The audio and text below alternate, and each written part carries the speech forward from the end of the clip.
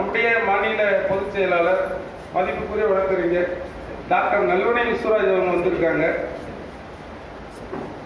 தோழர் அவர்களுடைய கருத்தினை முழுமையா நீங்க ஒரு தடவை கேட்டு போயிட்டீங்கன்னா உங்க ஊர்ல இருக்கக்கூடிய அத்தனை பிரச்சனைகளையும் சுலபமா நீங்க வெல்லலாம்.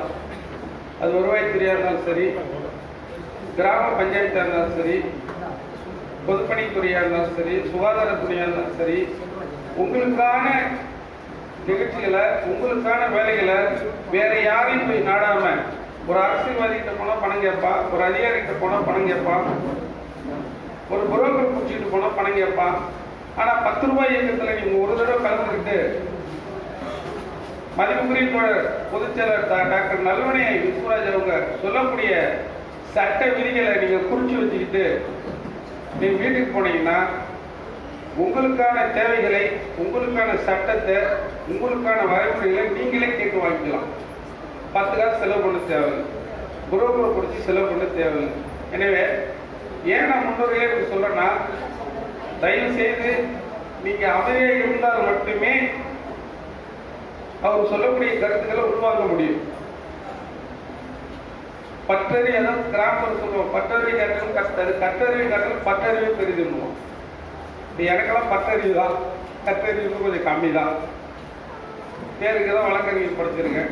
இந்த மாதிரி மூத்தவங்க பெரியவங்க சொல்றதை வச்சு மண்டையில் ஏற்றிக்கிட்டு தான் எனக்கு ஒரு 10 பக்கம் நீங்க ஒரு சட்ட புத்தகத்தை படித்து முடிக்கிறதுக்கு குறைஞ்சது 5 வருஷம் ஆகும்.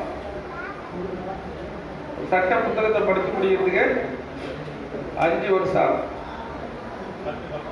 10 பக்கம் கிடையாது. சட்ட புத்தகம் எடுத்துன்னா அது 5-6 பார்த்து 48 புக்கு வருது. 48 புக்கு ஒன்னா உட்கார்ந்து இருக்கு. 48 புக்கும் ஒன்னா உட்கார்ந்து இருக்காங்க டாக்டர் நல்லுணை விஸ்வராஜ் வழக்கறிஞர். அதே போல உடைய தம்பி ஓம் பிரகாஷ் அவர் எடுத்த எடுப்புல ஒரே வார்த்தை சொல்லலாம், பற்றறிவும் கற்றறிவும் சேர்ந்து அனுபவ அறிவு ஒன்று இருக்கு. அந்த அனுபவ அறிவு முக்கியமான ஆள் யாருன்னா நம்ம ஓம் பிரகாஷ். ஆமா, ஆத்மா அறிவுன்னு பேரு. அதுல அந்த தம்பியுடைய சாதனை வழக்கறிஞர் படிக்காதவே, கோர்ட்டுக்கு போவாதவே, இன்னும் ஒரு 10 நாள்ல இருந்து ஒரு 10 நாள்ல சிறப்பான செய்தி உங்க காதுக்கு வரும். எனவே இப்படி எல்லா டிவியிலும் வரும், உலகம் முழுக்க வரும், இன்டர்நேஷனல் லெவலில் போகும் தம்பி ஓம் பிரகாஷ். அது காரணம் 10 ரூபாய் இயக்கம் அவருடைய தனிப்பட்ட திறமையும் கூட சேர்த்து மாநில பொதுத்துறை வழிகாட்டுதல். அந்த மாதிரி சிறப்பான வழிகாட்டுதல் நம்ம கூட இருக்காரு. தயவு கூர்ந்து ஒண்ணு நீங்க தெரிஞ்சுக்கணும். அரசியல் நிகழ்ச்சின்னா நிதி எவ்வளவு கொண்டு வந்தீங்கன்னு கேட்பான், ஆளை எவ்வளவு திரட்டிட்டு வந்தேன்னு கேட்பான். கேட்கறாங்க இல்லையா? தொண்டு நிறுவனமா இருந்தா எத்தனை உருவணி அமைப்பு வச்ச, எத்தனை பேர் ஃபார்ம் சேர்த்தன்னு கேட்பான். ஆனா 10 ரூபாய் இடத்துல என்னுடைய பொதுச் செயலர் அப்படி கேட்க விட்டார், எத்தனை பேர் படிக்காதவங்க வந்திருக்காங்க, பாதிக்கப்பட்டவங்க வந்திருக்காங்க, அதுல நிஜமாலுமே எத்தனை பேரு கத்துக்கணும் வந்திருக்காங்க, அவங்களதான் கேட்பாங்க.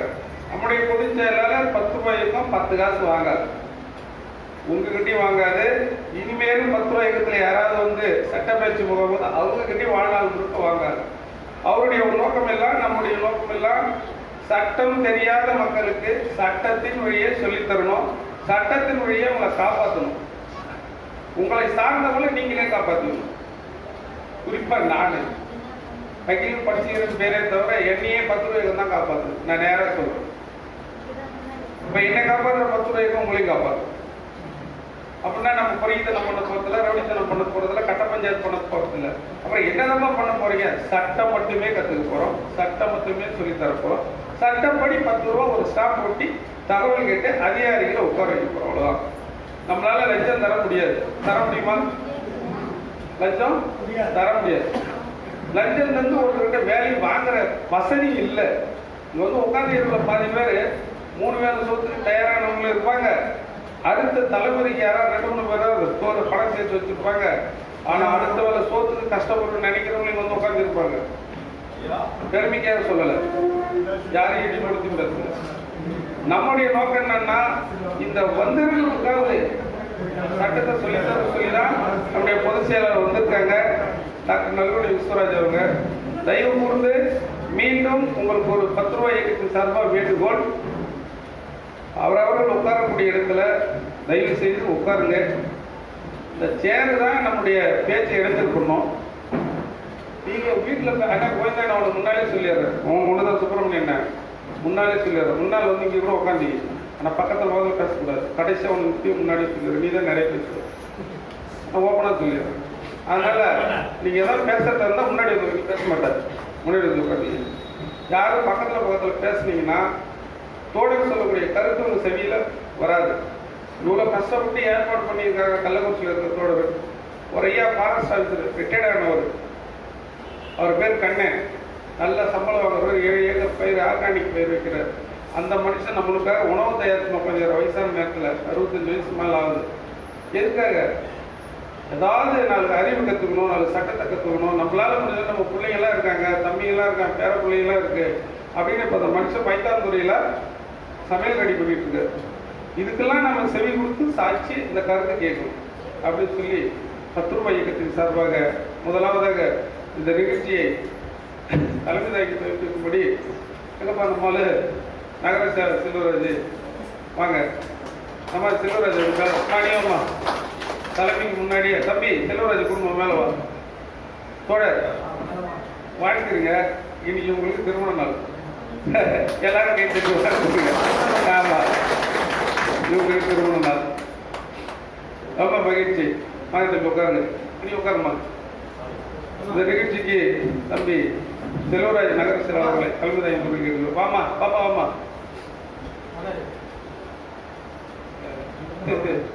மகிழ்ச்சி. ஆமா, நம்ம எல்லாம் சொந்தக்காரங்க. யாரு? அண்ணன் தம்பி உறவினர்கள் நாம தான். நமக்குள்ள யாருக்கு நம்ம அனாதை கிடையாது.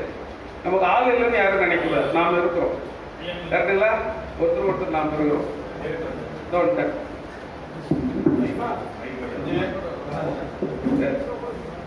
நாம எல்லாம் அவங்களுக்கு சகோதரர்கள். குடும்பத்தில் அண்ணன் தம்பி எல்லாருமே நாம தான். வாழ்த்துக்கள். மணமக்கள் இது போல் என்றும் நல்லா இருக்கணும். 10 ரூபாய்க்கு டெய்லி பேர் போஸ்ட் போட்டணும், வரணும் போகணும். நைட்டு பாப்பா தான் பசு காய்ச்சி கொடுத்துருக்கு. செல்வராஜ், எங்கள் அண்ணன், டாக்டர் அண்ணன், அவங்க எல்லாரும் சேர்ந்து, சந்தியா அண்ணன் எல்லாரும் சேர்ந்து ஒட்டியிருக்காங்க. மகிழ்ச்சி. வாங்க உட்காருங்க சார். எனவே இந்த நிகழ்ச்சி இப்போ துவங்க இருக்கிறது. இந்த நிகழ்ச்சிக்கு தம்பி செல்வராஜ் அவங்க தலைமை தாங்கின மாதிரி தோழர் துரைக்கத்தை அவர்களை முன்னிலை வைத்து தரும்படி கேட்டுக்கொள்கிறேன். உட்காருங்க. கோவிந்தங்க, கோவிந்தா. ஆமா, அன்னை கோவிந்தர் வந்து கள்ளிப்பட்டி. ஆமாம், கள்ளிப்பட்டி. அண்ணன் ஊரு தான் கள்ளிப்பட்டியை தவிர வேலையெல்லாம் இந்த ஊர் தான். உட்காருங்க. வரவேற்பு அளிக்கும்படி அவரை கேட்டுக்கொள்கிறேன். அது அண்ணன் பாண்டியன் சத்யகாந்த், அவர் பேர் சசிகாந்த், நகர துணை செயலாளர், அவரை மேடையில் ஒரு பேர் கேட்டுக்கொள்கிறேன். இது ஏன் இவங்களை முன்னிலைப்படுறதுக்கு ஒரு காரணம் இருக்கு. 10 ரூபாய் இயக்கம் போன மாசம்தான் ஒரு அமைப்பு கூட்டத்தை போட்டாங்க. அந்த அமைப்பு கூட்டத்தில் ஒரு 10-15 பேர் தான் கலந்துக்கிட்டோம். அதிகமான ஆட்கள்லாம் கிடையாது. எப்போ அமைப்பு கூட்டம் போட்டோமோ அன்றைக்கே பயிற்சி கூட்டம் முகாம் நடத்த முடிவு எடுக்கும். வெற்றிகரமாக செஞ்சு கொடுத்துருக்காங்க. அதனாலே முன்கூட்டி இவங்களுக்கு பாராட்டி தெரிவித்தாலும் உட்காந்து வேற ஒன்றும் இல்லை. அப்புறம் அவங்க வீட்டில் போய் உட்காந்துக்குவாங்க, அது வேறு. ஏன்னா பாராட்டி தெரியும். 1 மாதம் கூட ஆகலை. நம்ம அங்கேருந்து வேலை செஞ்சோம்னா அவங்க இங்கேருந்து வேலை செஞ்சுறாங்க. அவங்களுக்கு இப்படி பாராட்டுகள். சுப்பிரமணி, அது ஏன் நான் சுப்பிரமணியம் முன்னாடி உட்கார வச்சேன்னா, சுப்பிரமணியம் என்ன பாக்க சுப்பிரமணியம் என்ன இல்லை, சுப்பிரமணியம் என்ன, அதாவது ஒரு பழமொழி இருக்குது, அவர் நிற்கிற இடத்துல எல்லாம் நல்லதே நடக்கல, அது வேற இல்லை. அதனால தோழர்ல அன்பழக அப்பதான் ஒன்றிய செல்லப்படுச்சு. அவர் தான் இந்த மேற்கொண்டிய செயலாளர் அன்பழக. கிடக்குண்டிய செயலர் சிவகுமார் எங்களுக்கு தெரியல, பேட்ச் வாங்க போயிருக்காரு. கூடிய தம்பி சுரேஷ் சொல்லிட்டு பரிகம் சுரேஷ், அவர் வந்துட்டு இந்த தொகுதியுடைய ஒருங்கிணைப்பாளர் இருக்காரு, அவரு கூட போயிருக்காரு. தம்பி ஜீவா செல்லமுத்து சங்கராபுரம் தொகுதியுடைய ஒருங்கிணைப்பாளர்.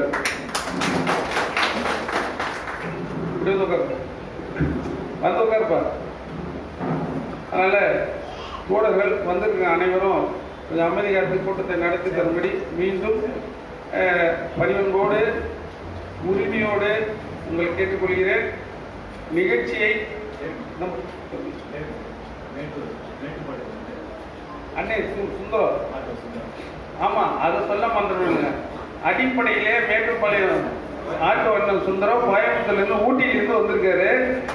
திறந்ததும் அவரு தான், இந்த மண்டபத்தை திறந்து வச்சுதான் அவரு தான். அவர் ஒரு ஆட்டோவை வச்சுட்டு டெய்லி 10 ரூபாய் தர பிரச்சாரம் பண்றோம்னு அவர் தான். அண்ணன் முன்னாடி வாங்க, உட்கார மாட்டாரு ஸ்டேஜில், மேடைக்கு வாங்க. அப்போ ஸ்டேஜில் உட்கார மாட்டாராம். ஃபஸ்ட்டு நான் வந்துட்டேன் கள்ளக்குறிச்சி எப்போ திறப்பேன்னு கேட்டது அண்ணன் தான். அவ்வளோ. அதனால இந்த நிகழ்ச்சியை தம்பி ஓம் பிரகாஷ் அவர்களை முதலாவது துவக்கி வைக்கும்படி கேட்டுக்கொள்கிறேன். அவர் துவக்கி இருக்கிற நிகழ்ச்சி இப்போ உங்களுக்கு என்ன கடிதம் இருக்கு? கடைசி வருஷம் தானே? இல்லை, அவங்க எப்பயும் கடைசி வருஷம் தான் கேட்பாரு. கள்ளக்குறிச்சி சட்டப்பயிற்சி வகுப்பில் பங்கேற்கக்கூடிய சட்டமன்ற உறுப்பினர்களே, நாடாளுமன்ற உறுப்பினர்களே, அமைச்சர் பெருமக்களே, ஆளுமை மிக்க எம்எல்ஏக்களே, அதிகாரமிக்க எம்பிகளே, நிரந்தர அமைச்சர் பெருமக்களே, சட்ட ஆயுதம் ஏந்திய அகிம்சை போராளிகளே, உங்கள் அனைவரையும் நானும் ஒரு முறை வரவேற்கின்றேன். ஒரு சுவாமிஜி ஒருத்தர் கேட்டார், 10 ரூபாய் இயக்கம் 10 ரூபா வசூல் பண்ணுமா? ஆமா, ஒரு அருமையான கேள்வி கேட்டு துவக்கி வச்சிருந்தாரு. கட்டாயம் வசூல் பண்ணும். 10 ரூபாய் இயக்கம் கட்டாயம் வசூல் பண்ணும். என்னத்தை வசூல் பண்ணணும் பார்த்தீங்கன்னா, நீதியை வசூல் பண்ணும், நேர்மையை வசூல் பண்ணும், நியாயத்தை வசூல் பண்ணும். ஊழலை ஒழிப்ப அறுவடை பண்ணாம விடாது. இந்தியாவில், தமிழ்நாட்டில், உலகத்தில் ஊழலை ஒழிக்க முடியுமா? லஞ்சத்தை ஒழிக்க முடியுமா? லஞ்சத்தை ஒழிக்க முடியும், ஊழல் ஒழிக்க முடியும். சொல்ல கை தூக்கு. லஞ்சத்தை ஒழிக்க முடியும், ஊழல் ஒழிக்க முடியும். அப்பா, நடக்காத விஷயத்தை இவ்வளவு பேர் நம்பிட்டு இருக்கீங்க. கிழக்கே உதிக்கும் சூரியன் மேற்கே உதித்தாலும் தமிழ்நாட்டில், இந்தியாவில், உலகத்தில் லஞ்சத்தை ஒழிக்க முடியாது, ஊழலை ஒழிக்க முடியாது. அப்புறம் எதுக்கு 10 ரூபாய் வச்சுட்டு ஊழல் ஒழிப்பு, தேச விடுதலைன்னு ஒரு முழக்கத்தோட கிராம கிராம சட்டம் சொல்லி கொடுத்துருக்கீங்க. இங்க வந்து சட்டம் பயிற்சி எடுக்கிறீங்க கேட்குறீங்களா? ஊழலை ஒழிக்க முடியாது, லஞ்சத்தை ஒழிக்க முடியாது. ஆனால் மட்டுப்படுத்த முடியும், கட்டுப்படுத்த முடியும். லஞ்சத்தையும் ஊழலையும் கடிவாளம் போட முடியும். ஒரே நாளில் விடியங்காட்டியும் இந்தியாவில், தமிழ்நாட்டில் லஞ்சத்தை ஒழிக்க முடியுமா, ஊழலை ஒழிக்க முடியுமா பார்த்தா முடியாது. ஏன்னா இந்தியாவை, தமிழ்நாட்டை, நம்ம ஊரை, நம்ம மண்ணை, நம்ம தேசத்தை குட்டிச்சவராக்கி வச்சிருக்காங்க. பிறப்பு சான்றிலிருந்து இறப்பு சான்றிதழ் வரைக்கும் எல்லா இடத்துலையும் லஞ்சம். லஞ்சம் கொடுத்தாதான் இந்த தேசத்தில் உயிர் வாழ முடியும், வாழ முடியும்.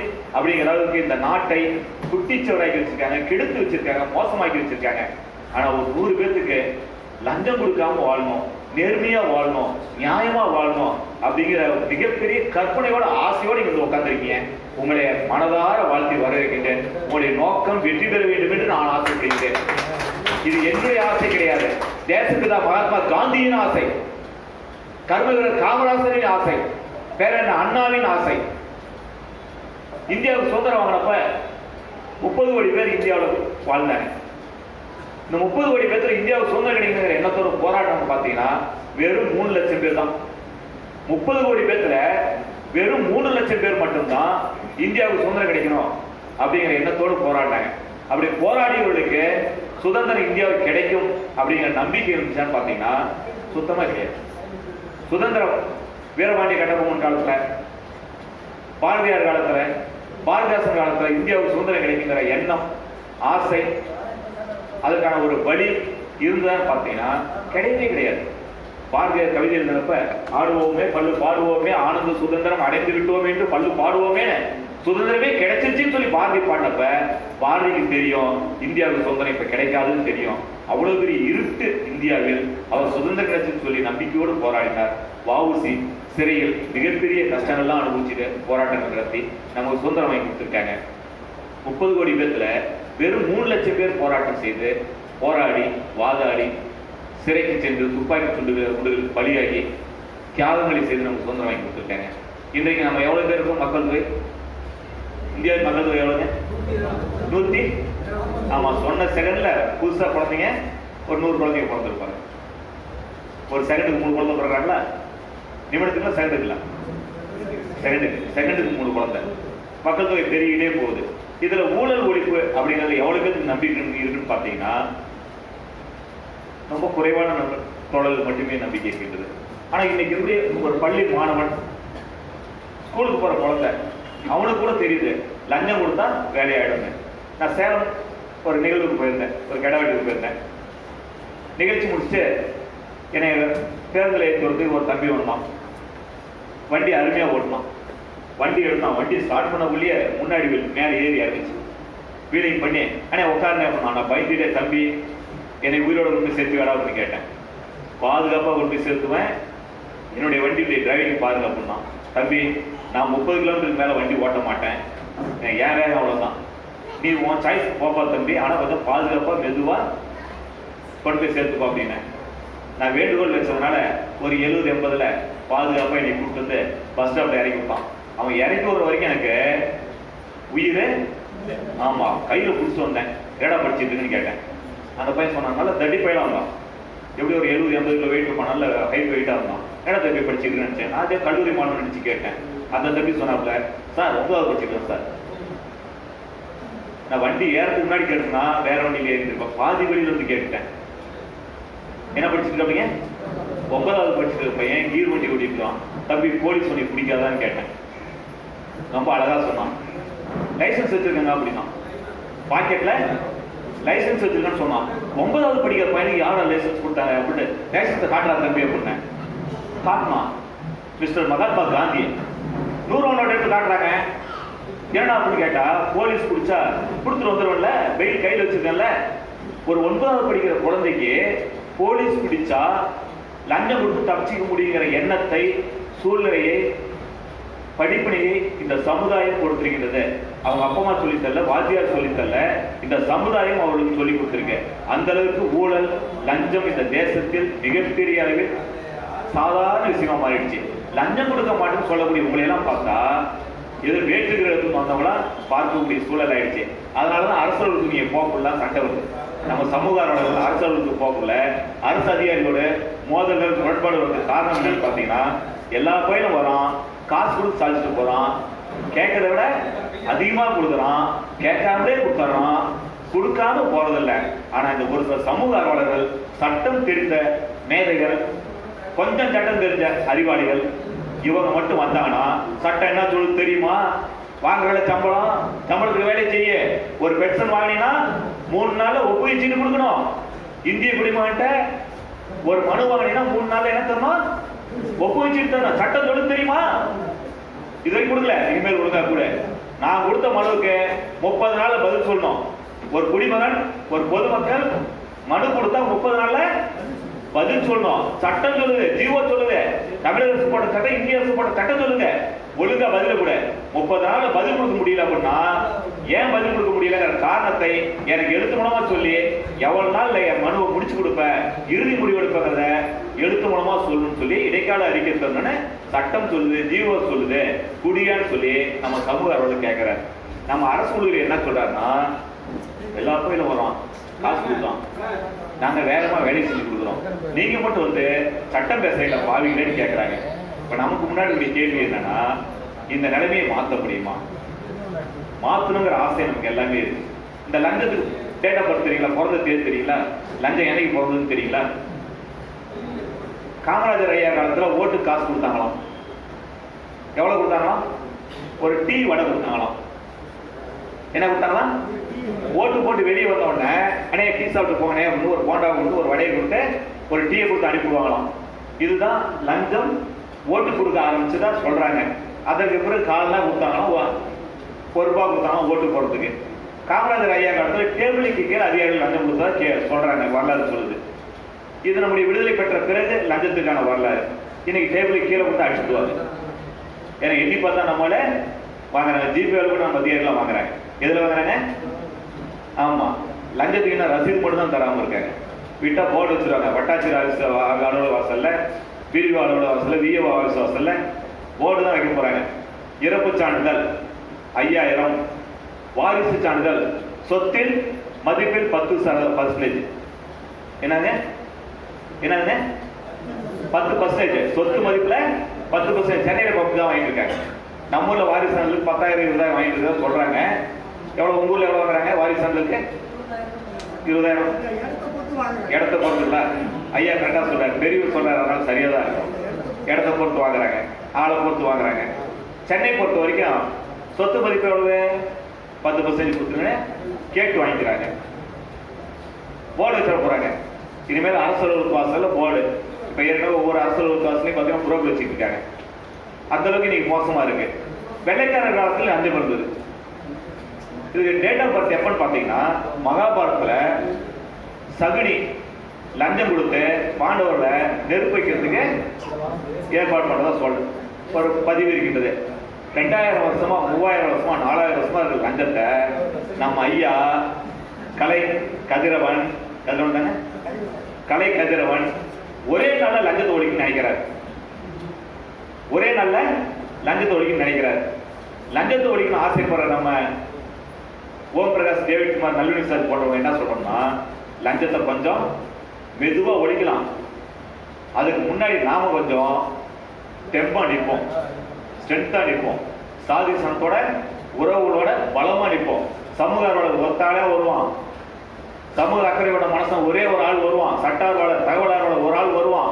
இவனை ஒரு பொய் வழக்கு போட்டு முடிச்சிடலாம், இவனை மிரட்டி முடிச்சிடலாம், மிரட்டி பார்த்தலாம் அப்படின்னு அதிகாரிகள் நினைச்சு நம்மளை வீழ்த்தி விடாமல் இருப்பதற்கு ஒரு கும்பலா சேர்ந்து நிற்போம். நம்முடைய புதுமண தம்பதியில இந்த திருமண நாள் கொண்டாட்ட தம்பதியில வாழ்த்துறப்ப நம்முடைய டேவிட்குமார் சொன்னார், நம்முடைய சொந்தக்காரன்னு சொன்னார். நாம மிக தெளிவா இருக்கோம். இங்க உட்கார்ந்துருக்க ஒவ்வொருத்தரும் நம்முடைய மாமச்சனை, நம்முடைய அண்ணன், நம்முடைய பங்காளி, நம்முடைய உறவு, நம்முடைய தம்பிகள், நம்முடைய ரத்தம், நம்ம சொந்தக்காரங்க. இவங்களுக்கு யாருக்கு எந்த பிரச்சனை நாங்க வருவோம். ஓம் பிரகாஷ் ஒரு பிரச்சனையா நாங்க வருவோம், டேவிட்குமார் ஒரு பிரச்சனையா வருவோம், கள்ளிப்பட்டு செல்வராஜ் ஒரு பிரச்சனையா நாங்க எல்லாம் வருவோம். எப்படி வருவோம்?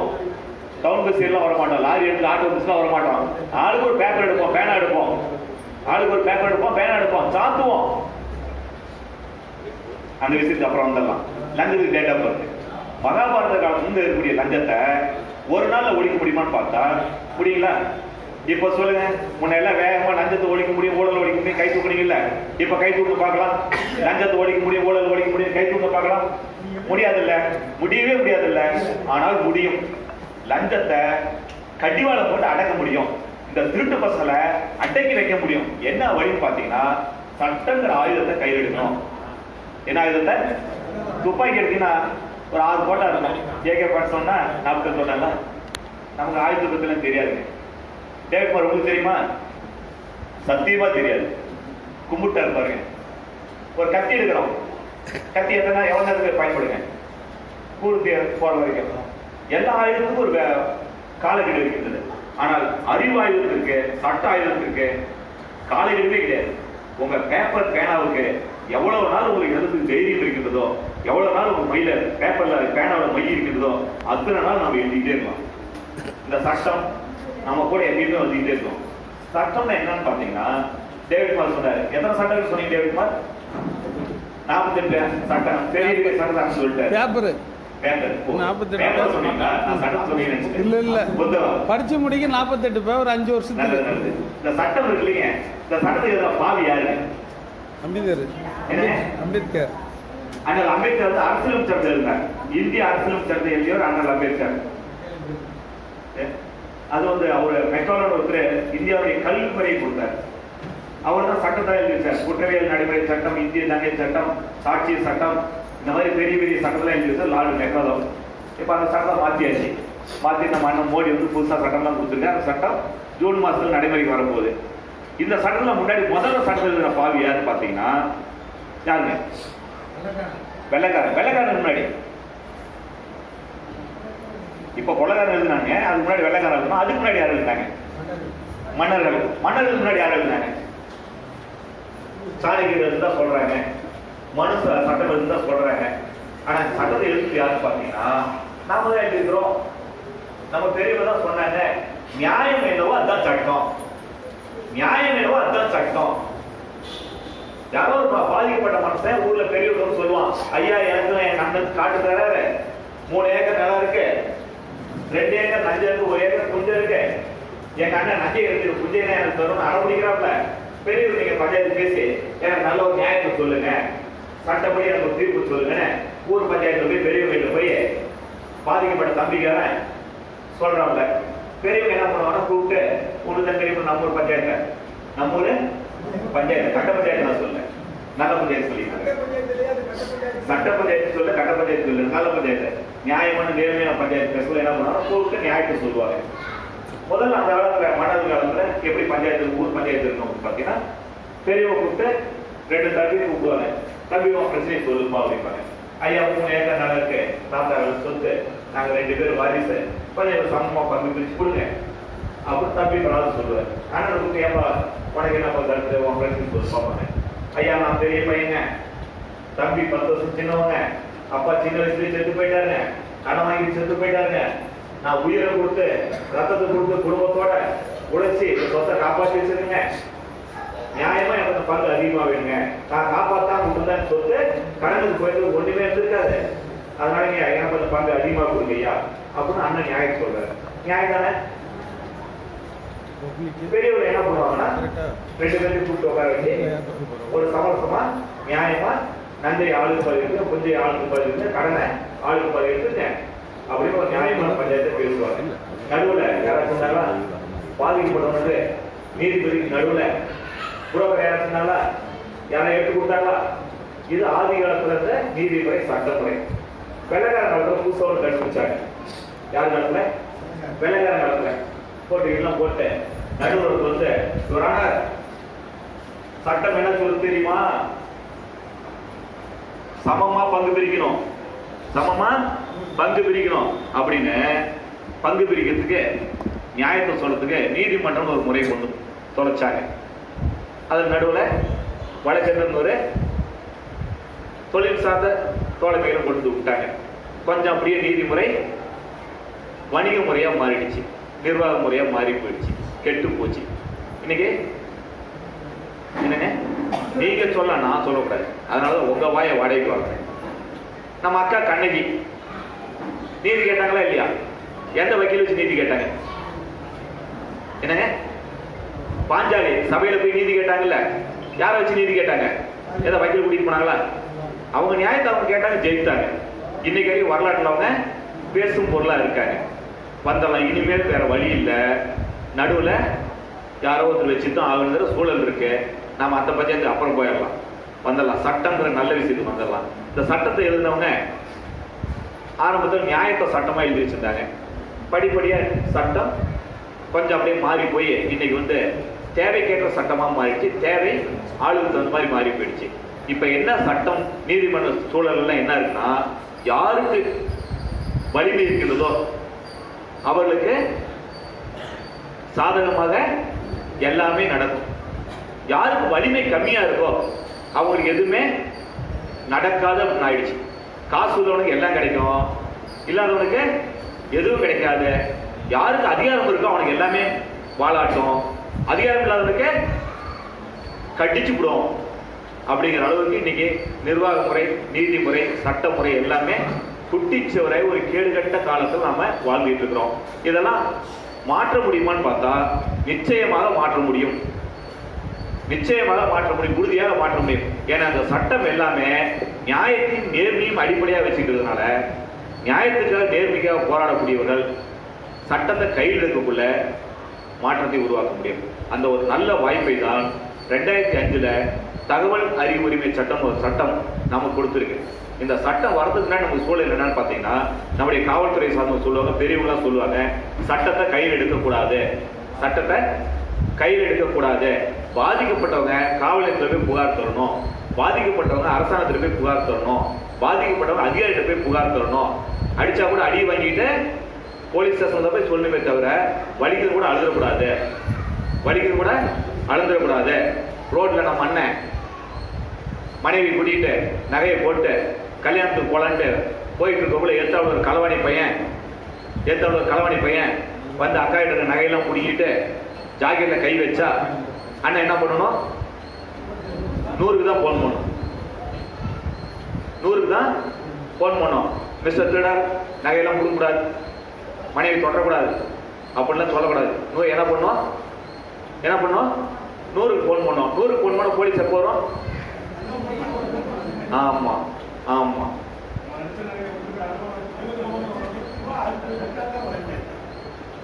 இது நடக்குங்களா? பழைய சட்டமுறை பழைய நீதிமுறையில எப்படி இருந்ததுன்னா, எதுவா இருந்தாலும் போலீஸ்ல போய் சொல்லணும், அதிகாரி தான் சொல்லணும், அரசாங்கத்தில் தான் சொல்லணும்னு சொல்லி இந்த சட்டத்தை, இந்த தகவல் சட்டம் அப்படி கொஞ்சம் புரட்டி போட்டு இந்திய குடிமக்கள் அனைவரும் சட்டத்தை கையில் எடுக்கணும், சட்டத்தை கையில் எடுக்கணும் அப்படிங்கிற ஒரு மாற்றத்தை உருவாக்கிடுச்சு. இந்த சட்டம் முன்னுரையில தெளிவா சொல்லி, இந்தியாவில் இருக்கக்கூடிய அரசாங்கம், அரசு அலுவலகங்கள் உங்ககிட்ட ஒரு பைசா காசு வாங்கின எந்த நிறுவனமாக இருந்தாலும் சரி, அரசாங்க அதிகாரியா இருந்தாலும் சரி, உங்களுக்கு பதில் சொல்லி ஆகணும். இந்திய குடிமக்களுக்கு பதில் சொல்லி ஆகணும். இந்திய அரசாங்கத்துடைய பணம் நம்முடைய காசு. யார் காசு? தமிழக அரசாங்கத்துடைய காசு நம்ம காசு. நம்ம சுகர் மில் காசு நம்ம காசு. நம்ம விஓ வாங்குற சம்பளம் நம்ம சம்பளம். நம்ம பஞ்சாயத்து ஆஃபீஸ்ல ஊராட்சி செயலாளர் அதிகாரிகள் வாங்குற காசு எல்லாமே நம்ம காசு. இந்த ஒவ்வொரு ரூபாய் பணமும் எங்கிருந்து வந்துச்சு, எப்படி செலவு செய்யப்படுது, எந்த வகையில் இந்த பணத்தை நிர்வாகம் பண்றாங்க அப்படிங்கிற ஒவ்வொரு செய்தியும் இந்திய குடிமகன் தெரிஞ்சுக்கணும். யார் தெரிஞ்சுக்கணும்? நீங்களே எந்த ஊர் குடிமகன்? யார் அமெரிக்காவுக்கு வந்தவங்க? யார்? நாம இல்ல. இந்த சட்டம் என்ன சொல்லுதுன்னா, ஒவ்வொரு பைசாவும் நம்ம காசு. இந்த காசு எப்படி வந்துச்சு அரசாங்கத்துக்கு, இந்த காசு எப்படி செலவு பண்ணிருக்காங்க அரசாங்கம், இந்த காசு செலவு பண்ண முறை எப்படி, எந்த சங்கத்தில் பண்ணாங்க, எந்த நிர்வாகத்தில் பண்ணாங்க, எந்த அதிகாரி பண்ணாங்க, எதுக்காக பண்ணாங்க, எல்லாத்தையும் அரசாங்கம் வெளிப்படையா நமக்கு சொல்லணும். நீங்க விருப்பப்பட்டா கேட்டு வாங்கிக்கலாம் அப்படின்னு 2 வகையா பிரிச்சுட்டாங்க. ஒரு 10 நிமிஷம் நம்ம தகவல் சட்டம் பார்ப்போம். என்ன சொன்னீங்க? தகவல் அறியும் உரிமை சட்டம், தகவல் பெறும் உரிமை சட்டம், RTI, right to information act அப்படின்னு சொல்லுவாங்க. இந்த சட்டம் ரொம்ப சின்னோடு சட்டம். மொத்தம் எத்தனை பிரிவு இருக்குங்க? தெரிஞ்சவங்க சொல்லலாம். 31. அவ்வளவு பிரிவு தேவையே இல்லைங்க. இப்ப இந்திய தண்டனை சட்டம் பார்த்தீங்கன்னா 511 செக்ஷன் இருக்கு. நம்ம போலீஸ்கார் வந்து IPC புக்கை எடுத்து தலைமாட்டி வச்சுக்கிட்டு இருப்பாரு. 511 பிரிவு தெரியும் சொல்லிட்டு இருப்பாரு.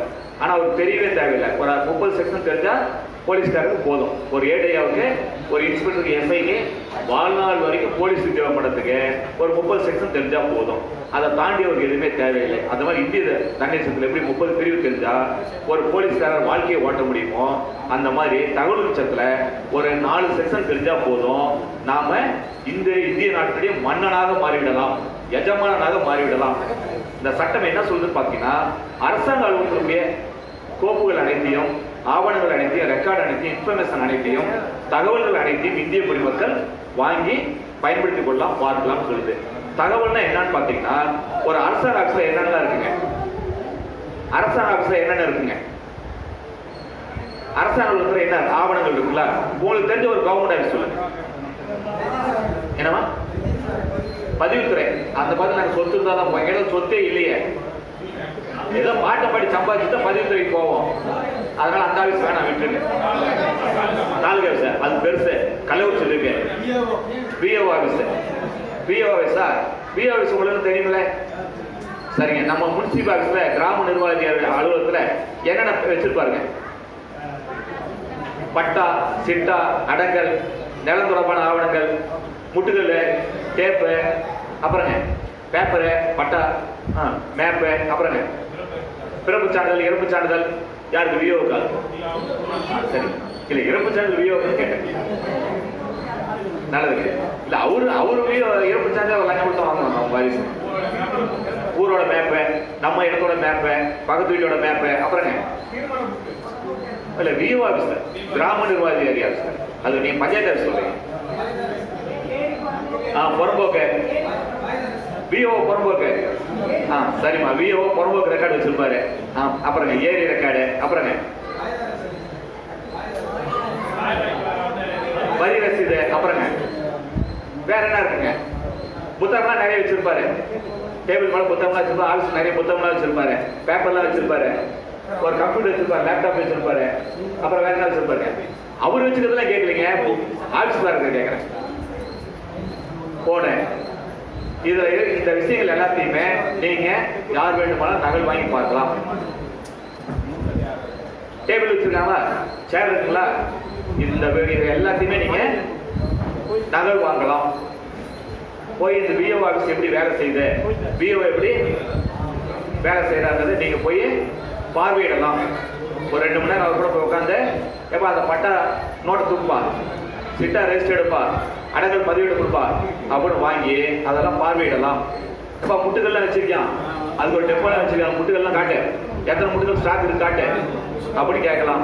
பிறப்பு சான்றிதழ்லாம் வச்சிருக்கான், உன் டெத் சர்டிஃபிகேட் காட்டு அப்படி கேட்காம பதிவு பண்ண இறப்பு சான்றிதழ்லாம் கொஞ்சம் காட்டுங்க அப்படின்னு கேட்கலாம். வேற என்ன இருக்குங்க? கரப்பாம்பூச்சி இருக்குமா? இருக்குமா? எலி இருக்குமா? பெருச்சாலி இருக்குமா? பிஓ பெருச்சாலி இருக்காருல்ல, நல்லது. என்னங்க அதை கேட்க முடியாது. பிஓ எவ்வளவு லஞ்சம் வாங்கினார் அது எந்த நோட்டையும் எழுதிக்க மாட்டார்ல, எந்த நோட்டையும் எழுதிக்க மாட்டார்ல. அவர் எழுதிக்கிற ஒரே நோட்டு ஆமா மனசாட்சி. காசு கொடுத்தாதான் நம்ம மனசாட்சி வேலை செய்யுது. பேப்பர்ல இருக்கிற எல்லா விஷயத்தையும் கேட்கலாம், அவர் லேப்டாப்ல இருக்கிற எல்லா விஷயத்தையும் கேட்கலாம், பிஓ ஆஃபீஸ்ல இருக்கிற எல்லா விஷயத்தையும் கேட்கலாம். அவர் ஆபீஸ்ல பிஓ எத்தனை பெருச்சாலி கூட வச்சிருக்காரு அப்படின்னு கேட்க முடியுமான்னு பார்த்தா, பெருச்சாலிக்கு ஏதாவது பதிவேடு வச்சிருப்பாரா? இல்ல கேட்க முடியாது. இல்ல அதையும் கேட்கலாம். பிஓ ஆஃபீஸ்ல எத்தனை பெருச்சாலி இருந்தது அப்படி கேட்கலாமான்னு பார்த்தா கேட்க முடியாது. ஏன்னு கேட்டீங்கன்னா எந்த நோட்லையும் பதிவேடுல இருக்காது. அதனால பிஓ ஆஃபீஸ்ல எத்தனை பெருச்சாலி இருந்து கேட்க முடியாது, எத்தனை எலிக்குட்டி இருந்து கேட்க முடியாது, எத்தனை கரப்பாம்பூச்சி இருந்து கேட்க முடியாது, எத்தனை ஒட்டடை பூச்சி இருந்து கேட்க முடியாது. ஆனா கேட்கறதுக்கு ஒரு வழி இருக்கு. எப்படின்னு பாத்தீங்கன்னா, நம்ம முதலமைச்சர் இருக்காருல்ல, பேர் என்னங்க, கவர்னர் இருக்காருல்ல, வெளியே தான் இருக்காரு, ஆர்.என். ரவி, இவங்களுக்கு ஒரு கடிதாசி போடலாம். ஒரு கடிதாசி போட்டு எங்க ஊர் பிஓ ஆஃபீஸ்ல எத்தனை பெருச்சாலி இருக்கு அப்படின்னு கேட்காம, எங்க ஊர் பிஓ ஆஃபீஸ்ல கிராம நிர்வாக ஆஃபீஸ்ல பெருச்சாலி தொல்லை அதிகமாயிடுச்சு, எலி தொல்லை அதிகமாயிடுச்சு, கரப்பாம்பூச்சி தொல்லை அதிகமாயிடுச்சு, அதெல்லாம் சரி பண்ணி கரப்பாம்பூச்சி அடிச்சு, எலியெல்லாம் அடிச்சு, பெருச்சாலி அடிச்சு சுத்தம் பண்ணி கொடுக்க வேண்டுமா கேட்டுக்கொள்ளுங்கன்னு சொல்லி ஒரு கோரிக்கை மனுவை முதலமைச்சர், கவர்னர், கலெக்டருக்கு அனுப்பி வச்சிங்கன்னா இந்த மனுலாம் எங்க வருங்க? இந்த மனுலாம் எங்க வருங்க? ஆமா, நம்ம ஊர் போலீஸ் ஸ்டேஷன்ல போய் ஒரு புகார் மனு கொடுக்குறீங்கன்னு வச்சுங்களேன், அவர் நடவடிக்கை எடுக்க மாட்டார்ல. ஆமா, உங்களுக்கு கோபம் வந்துடும். சார் எஃப்ஐஆர் போடல, நடவடிக்கை எடுக்கல, நான் எஸ்பிபி பார்த்துருவேன், டிஎஸ்பி பார்த்துருவேன் அப்படின்னு நீங்க கோபம் சொல்லுவீங்க. நம்ம ஏட்டையா சொல்லுவாரு, என்னது டிஎஸ்பி பார்க்கறியா பார்த்துக்க, எஸ்பி பார்க்கறியா பார்த்துக்க, அவங்க அப்பா டிஜிபி கூட பார்த்துக்க, டிஐஜி கூட பார்த்துக்க, சிஎம் கூட போய் பார்த்துக்க, நீ எங்க போய் பிரச்சனை தான் சரி, அந்த பிரச்சனை இங்கதான் வரும், அந்த பிரச்சனை இங்கதான் வரும், பார்த்துக்கலாம் அப்படின்னு சொல்லுவாங்கல்ல. பார்த்துருக்கீங்களா? அதே மாதிரி நீங்க கொடுத்த பிரச்சனை நம்ம விஏஓ ஆஃபீஸ்க்கு வரும். விஏஓ என்ன பண்ணுவாருன்னா வேகமா வாங்கி பார்ப்பாரு. கள்ளிப்பட்டி சுப்பிரமணி வேற வேலையே கிடையாது மனசனுக்கு. எப்ப பார்த்தாலும் பெருசன் போடுறோம். என் ஆபீஸ்ல பெருச்சாலி இருந்தா என்ன, இல்லைன்னா என்ன, கரப்பாம்பூச்சி இருந்தா என்னன்னா என்னை விட பெரிய பெருச்சாலி என்ன இந்த ஊர்ல? கரப்பாம்பூச்சி. நான் என்னை விட விஓவோட கரப்பாம்பூச்சி பெருசு எது? எலி தொல்லை. என் உதவியாளரோட பெரிய எலி யாரு? என் பாக்கெட்லயே கை வைக்கிற எலி அது. இதெல்லாம் அடிக்கணுங்கிறாப்ல, சுத்தம் பண்ணுங்கிறாப்ல, எவ்வளவு வேற வேலை இல்லை அப்படின்னு பார்த்துட்டு யோசிப்பாரு எனக்கு என்ன பதில் இல்லைன்ட்டு. ஆஹா, நம்ம கள்ளிப்பட்டி சுப்பிரமணியம் நல்ல மனுஷன், இந்த வாரம் வருமானத்துக்கு வழி பண்ணிட்டாரு. என்ன பண்ணிட்டாரு? வருமானத்துக்கு வழி பண்ணிட்டாரு. எட்டு ஒரு பேப்பரை எழுது, இந்த ஆபீஸ்ல 10 பெருச்சாலி இருந்தது, 8 எலி இருந்தது, கரப்பாம்பூச்சி கொஞ்சம் இருந்தது, பூட்டைப்பூச்சி கொஞ்சம் இருந்தது, இதெல்லாம் நான் மருந்து வச்சு அடிச்சு சுத்தம் பண்ணிட்டேன், அதுக்கு 8670 ரூபாய் பில் ஆச்சு. எவ்வளவு? 8670 ரூபாய் செலவாச்சு அப்படி எழுதி அரசாங்க காசு பாக்கெட்ல போட்டு கள்ளிப்பட்டி சுப்பிரமணியத்துக்கு ஒரு பதில் சொல்லுவாரு. ஐயா, முதலமைச்சர் அனுப்பின மனு எனக்கு வந்துச்சு, மனு அடிப்படையில நான் உரிய நடவடிக்கை போர் நடவடிக்கை எடுத்து எல்லாம் சரி பண்ணி 8770 ரூபாய் செலவு பண்ணி எல்லாத்தையும் சரி பண்ணிட்டேன் அப்படின்னு ஒரு பதில தயார் பண்ணி முதலமைச்சர் கவர்னர் அனுப்பிட்டு பாக்கெட்ல காசை போட்டுக்குவாரு. நாம ஆட்சியில கேட்கலாம், நாம தகவல் விஷயத்துல கேட்கலாம். ஏப்பா வியோவா வாழ்க்கை எத்தனை பெருச்சாலி இருந்துச்சு சொல்லு, எத்தனை கரப்பாம்பூச்சி சொல்லு, எத்தனை எலி சொல்லு அப்படி கேட்டீங்கன்னா அவர் சொல்லி அவங்க எவ்வளவு பாக்கெட்ல போட்டுட்டாரு? யார் வீட்டு காசு? யார் வீட்டு காசு? நம்ம வீட்டு காசு பாக்கெட்ல போட்டால, செலவு பண்ணிட்டால, பதில் சொல்லி ஆகணும்ல. அவ்வளவுதான் ரகசியம். இப்ப சொல்லுங்க, பிஓஎஸ் என்ன ரெக்கார்டு கேட்க முடியாது? எல்லா ரெக்கார்டு கேட்கலாம்ல. ஒரு சின்ன கண்டிஷன் இருக்குன்னா, அண்ணன் வீட்டு பட்டாவை அக்கா கேட்க முடியுமா? என்ன கேட்க கூடாது. அவரு சொத்து நீங்க அவர் வாரிசா? இல்ல இல்ல, அந்த சொத்து நீங்க வாரிசு இல்ல, கேட்க கூடாது. ஆனா கேட்கலாம். என்ன வருவாய்த்துறை ஆவணங்கள் பொது ஆவணங்கள். ஒருவேளை அண்ணன் வந்து பக்கத்து நிலத்தையும் சேர்த்து ஆக்கிரமிச்சு பட்டா வாங்கியிருக்காரு, அடுத்த சொத்துக்கு பட்டா வாங்கியிருக்காரு, செத்து போனவங்களுக்கு போய் ஒரு வாரிசு அந்த டெஸ்ட் ரெடி பண்ணி ஏதோ பண்ணி வச்சிருக்காரு, இதெல்லாம் கண்டுபிடிக்கணும். பொதுநலனுக்காக வாங்கலாம். வருவாய்த்துறை எல்லா ஆவணங்களையும் இணையதளத்துல ஏற்றிருக்காங்க. தமிழ் நிலம் அப்படிங்கிற இணையதளத்துல ஆப்பதிவேடு வரைபடம் இதெல்லாம் இணையதளத்துல பதிவேற்றிருக்காங்க. யார் வேணும்னாலும் இலவசமா பார்த்துடலாம். அப்படிங்கிறதுல அரசாங்கம் இலவசமா கொடுத்த விஷயத்த வெளிப்படையா இணையதளத்தில் கொடுத்த விஷயத்த நாம ஆட்சியில் கேட்கறது ஒன்றும் தடை இல்லை. என்ன திருடு போட்டாங்கல்ல, அதனால கேட்கலாம். மூன்றாம் தரப்பு தகவல் சொல்லி சொல்லுவாங்க. மூன்றாம் தரப்பு தகவலா இருந்தா நாம யாராவது ஆட்சியில கேட்கல, அரசு அதிகாரி என்ன பண்ணணும்னா அவருக்கு ஒரு கடிதம் வைக்கணும். அண்ணே, அக்கா பேர் என்னங்க? ராணி அக்கா உங்க சொத்தோட விவரத்தை கேட்டிருக்காங்க, உங்க பட்டா சிட்டாடங்கள் மேப் எல்லாம் கேட்டிருக்காங்க. ராணி அக்காவுக்கு இதை தரலாமா வேணாமான்னு சொல்லிட்டு நம்ம கலை கதிரவன் ஐயாவுக்கு ஒரு கடிதம் வைக்கணும். உங்க கருத்தை சொல்லுங்க, உங்க பதில சொல்லுங்க. நீங்க பதில் சொல்லுன்னா நான் தூக்கி ராணிக்காக கொடுத்துருவேன், நாளைக்கு எங்களை வருத்தப்படாதப்பா அப்படின்னு ஒரு லெட்டர் வைக்கணும். ஐயா அந்த லெட்டருக்கு ஒரு 7 நாள் 10 நாள் பதில் சொன்னாங்கன்னா அதிகாரி முடிவு பண்ணிக்கலாம் தரலாமா வேணாமான்னு சொல்லிட்டு. விசிட் வரலாம். தகவல் இன்ஃபர்மேஷன். தகவல்னா என்னன்னு பாத்தீங்கன்னா எல்லா பதிவேடுகளும் எல்லா பேப்பரும் எல்லா ஆவணங்களும் அவர் வச்சிருக்க லேப்டாப் கம்ப்யூட்டர் அவர் வச்சிருக்க செல்லு அரசாங்க செல்லில் கொடுக்கக்கூடிய செல்லு லேப்டாப் எல்லாமே பதிவேடு ஆவணம் தகவல் அப்படிங்கிற விஷயத்துல வந்தது. இதை எல்லாத்தையும் நீங்க கேட்கலாம். யார் கேட்கலாம்? யார் கேட்கலாம்? பொதுமக்கள் கேட்க முடியாது, இந்திய குடிமக்கள் கேட்கலாம். யார் கேட்கலாம்? ஆமா, இப்ப வெள்ளக்காரர் ஒருத்தர் அமெரிக்காவுக்கு இங்க வராரு, அவரு பொதுமக்கள் தானே, அவரு கேட்க முடியாது. இலங்கையில ஒருத்தர் வராரு, இலங்கை தமிழர் ஒருத்தர் வராரு, இங்க அகதியா இருக்காரு, அவரு கேட்க முடியாது. பர்மாவிலிருந்து அகதியா ஒருத்தர் கேட்க முடியாது. ஆஸ்திரேலியா ஒரு டூரிஸ்ட் வந்திருக்காரு, இங்க வந்து பஸ்ல ஏறி இருக்காரு, அவரு ஆட்சியை பயன்படுத்த முடியாது. ஆனால் இந்திய குடிமக்கள் யார் வேண்டுமானாலும் பயன்படுத்தலாம். எந்த ஊருக்கு நம்ம ஆட்சியை போடலாம், எந்த ஒரு ரெக்கார்டு வாங்கி பார்க்கலாம் அப்படின்னா நம்ம பஞ்சாயத்து வாங்கலாம், நம்ம ஊர்ல வாங்கலாம்னு சொன்னோம்ல, நம்ம தமிழ்நாட்டு வெளியே போய் வாங்க முடியுமா? என்ன வாங்க முடியாது. ஐயா தெளிவா சொன்னாரு, நம்ம ஊர் ரெக்கார்டை வாங்குறதே கஷ்டம், வெளியில போய் தேவையா கேட்கிறாரு. ஒரே ஒரு கேள்வி, அந்த காசு யார் வீட்டு காசுன்னு ஒரு கேள்வி கேளுங்க. அந்த காசு யார் வீட்டு காசு அப்படின்னு ஒரு கேள்வி கேளுங்க. அது இந்திய மக்களின் வரி பணமாக இருந்தா நீங்க கேட்கலாம். நம்ம வரி காசா இருந்தா நம்ம காசா இருந்தா கேட்கலாம். நம்ம பணம் இல்லை அப்படின்னா கேட்க முடியாது. அவ்வளவுதான். நாம காஷ்மீர்ல கூட போய் கேட்கலாம், மணிப்பூர்ல போய் கேட்கலாம், குஜராத்ல போய் கேட்கலாம். இந்தியாவுக்கு வெளியே கேட்க முடியாது. இந்தியா சார்ந்த கட்டுப்பாட்டுல இந்தியாவுக்கு வெளியே இருந்தாலும் கேட்கலாம். இப்ப அமெரிக்காவில் இந்திய தூதரகம் இருக்கு, அவங்க கிட்ட ஆட்சியை போடுறதுக்குன்னா போடலாம். இந்திய குடிமக்கள் இந்திய அரசாங்கம் சார்ந்த இந்தியாவுடைய மாநில அரசாங்கம் சார்ந்த மத்திய அரசின் நேரடி ஆட்சியில் இருக்கு யூனியன் பிரதேசம் சார்ந்த எல்லா அலுவலகத்திலும் கேள்வி கேட்கலாம், தகவலை கேட்கலாம். அரசாங்க காசுல இயங்கக்கூடிய நிறுவனங்கள் போக்குவரத்து கழகம் இருக்கு, இது வந்து அரசுடைய நேரடி கட்டுப்பாடு இல்லாத ஒரு கம்பெனியா இருக்கு. நம்ம சுகர் மில் இருக்கு, நம்ம ஒரு சொசைட்டி இருக்கு. இதெல்லாம் சுதந்திரமான அமைப்பாக இருந்தாலும் நம்ம காசுல அந்த நிறுவனம் இருக்கு.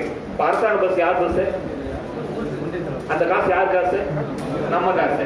ஆனா ஒரு நிறுவனமா பதிவு செஞ்சிருக்காங்க, சட்டப்படி அது தனியாருக்கு சமமானது.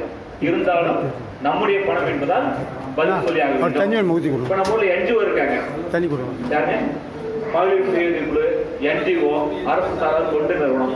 இவங்க கிட்ட தகவல் சேர்த்து கேட்க முடியுமா? கேட்க முடியாது. ஏன்னு கேட்டீங்கன்னா அவங்க தொண்டு செஞ்சிட்டு இருக்காங்க, அரசாங்கத்துல சார்பா இல்லாம அரசாங்கத்தின் கட்டுப்பாட்டுல இல்லாம செஞ்சிட்டு இருக்காங்க. அவங்க கிட்ட கேட்க முடியாது. ஆனால் அவங்க அரசாங்கத்திட்ட ஏதாச்சும் நிதி உதவி வாங்கியிருந்தாங்கன்னா, அரசாங்கத்துல உதவித்தொகை வாங்கியிருந்தாங்கன்னா, அரசாங்கத்துல பண்டு வாங்கியிருந்தாங்கன்னா, நிதி வாங்கியிருந்தாங்கன்னா அவங்க கிட்ட ஆட்சியில கேட்க முடியும். நம்ம ஊர்ல சங்கம் வச்சிருக்காங்க, ஆட்டோ சங்கம், வருத்தப்படாத வாலிபர் சங்கம். இவங்க கிட்ட தகவல் சேர்த்து கேட்க முடியுமா? முடியாது. ஆனா கேட்கலாம். இவன் அரசாங்கத்துல பதிவு பண்ணிருக்கான், சங்கத்தை அரசாங்கத்திட்ட பதிவு பண்ணிருக்காங்க, அதனால இவங்களை கேட்க முடியும். அரசாங்க மருத்துவமனை இருக்கு, அரசாங்க மருத்துவமனையில தகவல் சேர்த்து கேட்க முடியுங்களா? அரசாங்க மருத்துவமனைகளை கேட்க முடியுங்களா? முடியல. ஒரே ஒரு கேள்வி, காசு யாரு காசு? நம்ம அப்பா மூடு காசு கேட்கலாம், நம்ம காசு கேட்கலாம். தனியார் மருத்துவமனைக்கு கேட்க முடியுமா? கேட்கலாம், கேட்கலாம். பதிவு பண்ணிக்கலாம் இல்லையா அரசாங்கத்துல? வந்துடலாம், அப்புறமா வந்துடலாம். ஓட்டையில அப்புறம் இல்லை, இப்ப பணியாரம் சாப்பிடுவோம். அரசாங்கத்தில் பதிவு பண்ணி தான் மருத்துவமனை நடத்துறாங்க. கேட்கலாம், பாதி விஷயங்கள் கேட்கலாம், பாதி விஷயம் கேட்க முடியாது. என்னென்ன விஷயம் கேட்க முடியும், எது கேட்க முடியாதுன்றத அண்ணன் ஓபிரகாஷ் பேசின பிறகு நான் தொடர்றேன்.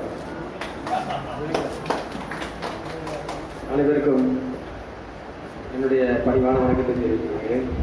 இந்த கூட்டத்திற்கு வருகை தந்திருக்கின்ற தகவல் உரிமை சட்டம் சார்ந்த தகவலை தருவதற்காக, எப்படி தகவல் உரிமை சட்டத்தில் தாங்கள் எப்படி கேள்வி கேட்கணும் உங்களுக்கு பாடம் எடுப்பதற்காக, உங்களுக்கு கற்றுக் கொடுப்பதற்காக என்னுடைய ஆசான்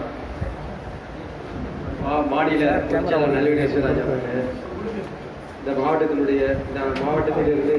இன்னொரு நம்மளோட பணியாற்றி மாநில பொறுப்புக்கு நம்முடைய பரிந்துரை பேரில் மாநில பொறுப்பை பொதுச்செயலாளர் பணியாற்றக்கூடிய டேவிட் குப்பன் அவர்களே மற்றும் சகோதர சகோதரிகளே, நிர்வாகிகள் அனைவருக்கும் எனது வணக்கத்தை. இந்த லஞ்ச ஊழல் யார் மேல போடலாம்?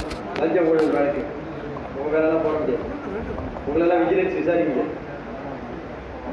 லஞ்ச ஊழல் வழக்கை பொறுத்த வரைக்கும் அரசு அதிகாரியா இருக்கும், இல்லைன்னா அரசியல்வாதியா இருக்கும், ஒன்றிய கவுன்சில், கிராமத்தில் இருக்க கிராம பஞ்சாயத்து தலைவர், வார்டு கவுன்சிலர், மெயினே வேணும். அரசாங்கத்திட்ட ஒரு 100 ரூபா சம்பளம் ஆகிறனால அவங்க மேல விஜிலன்ஸ் வழக்கு போடலாம். ஆனா இந்த வழக்கை எப்படி போடணும், எப்போ போடணும்னு ஒன்று இருக்கு. ஒரு அரசு அதிகாரி மேல போட்டுடலாம். எப்படி போடணும் அரசு அதிகாரியை? அவர் என்ன ஊருன்னு நமக்கு எப்படி தெரியும்? அவரே தகவல் உரிமை சட்டத்தில் அவருடைய எஸ்ஆர் புக், சர்வீஸ் புக்குன்னு சொல்லுவாங்க. அதை நம்ம ஆர்டிஐல கேட்டோம்னா உடனே தரமாட்டாங்க. அது ஒரு 100 நாள் ஆகிடும். ஆணையத்துக்கு அப்பீல் பண்ணி ஆணையம் கொடுக்க சொல்லுவாங்க. அந்த புத்தகத்தினுடைய அடிப்படையில் அரசியல்வாதியா அவருடைய அபிடவிட் எலெக்ஷன்ல தாக்கல் பண்ணுவார், இல்லை கிராம பஞ்சாயத்து தலைவரா அவரோட அபிடவிட் தலைவர் தாக்கல் பண்ணுவாங்க. ஒரு ஒன்றிய கவுன்சிலரா, ஒரு மாவட்ட கவுன்சிலரா, ஒரு கவுன்சிலரா அவங்களோட அபிடவிட் தாக்கல் பண்ணுவாங்க. அதை ஆர்டிஐல போட்டு வாங்கணும். தரமாட்டாங்க, தனிப்பட்ட தகவல் பண்ணுவாங்க, அப்படி சொல்லுவாங்க, அப்படி சொல்லுவாங்க, தரமாட்டாங்க, மறுப்பாங்க. அதை ஆர்டிஐல போட்டு வாங்கிட்ட பிறகு அவர் ஊருக்கு போகணும். அவரை பற்றிய டீட்டெயில்ஸ் முதல்ல அந்த இடத்துல எஃப்எம்பி, ஏரிஸ்டே இது மாதிரி எடுத்துட்டா விட நம்ம அதுக்கப்புறம் சொந்த நகல் எடுக்கணும். ஒரு 10% நீங்கள் ஒரு 10% அவங்க செஞ்ச ஊழல் ஏதாவது விஷயங்களை எடுத்து கொடுத்தீங்கன்னா மீதி 90% யார் எடுப்பா? அந்த துறை எடுக்கணும். துறை எடுத்த பிறகு அவங்கள வழக்கு பதிவு பண்ணுவாங்க. அதுக்கப்புறம் அப்போ இந்த மாதிரி செய்யும் பொழுது அவங்க என்ன ஆவாங்கன்னா அடுத்து இன்னொரு தடவை தப்பு செய்யறதுக்கு யோசனை. இப்போ அந்த மாதிரி வேலைகள் தான் நம்ம செஞ்சுட்டு இருக்கோம். ஒரு 15 நாள்ல ஒரு எஸ்ஐ மேல கம்ப்ளைண்ட் கொடுக்கலான்னு அதான் சொல்லிட்டு இருந்தேன். ஒரு 15 நாள்ல ஒரு காவல்துறையில ஒருத்தர் மேல டாக்குமெண்ட் எடுத்தாச்சு, ரெடி பண்ணிட்டு இருக்கோம், விரைவில் கொடுத்துருவோம். அதே மாதிரி ஒரு அரசு அதிகாரி தப்பு செஞ்சால் அவனுக்கு என்ன செய்யணுன்றத நாம அவனை நேரடியாக ஏன்பா செய்ய முடியாது சார் சொல்றாரு பாருங்க, எஸ்பி போய் பாரு அப்படின்னு சொல்லலாம். அவர் வீட்டை போய் பார்த்தோன்னா அவரோட சொத்து விவரத்தை பார்த்தோன்னா என்ன பண்ணுவாரு? டாக்டர்ல அப்படித்தான் லஞ்ச ஊழலை கண்டிப்பா 100% ஒழிக்க முடியும். ஆனா அதுக்கு நிறைய விலை கொடுக்க வேண்டியது நேரம், நிறைய பிரச்சனைகளை சந்திக்கணும். ஏன்னா பாதிக்கப்பட்ட சும்மா விடுவானா? சொத்து நகலை என்ன விடுவான்? சண்டைக்கு விடுவான். அப்ப நம்ம ஏக்கமா இருக்கும் பொழுது பயப்படுவோம். தொடர்ச்சியாக நம்ம 10 ரூபாய் இயக்கத்தில் இருக்கவங்க எப்படி இருக்கணும்னா நாம வலிமையானவர்களாக இருக்கணும்.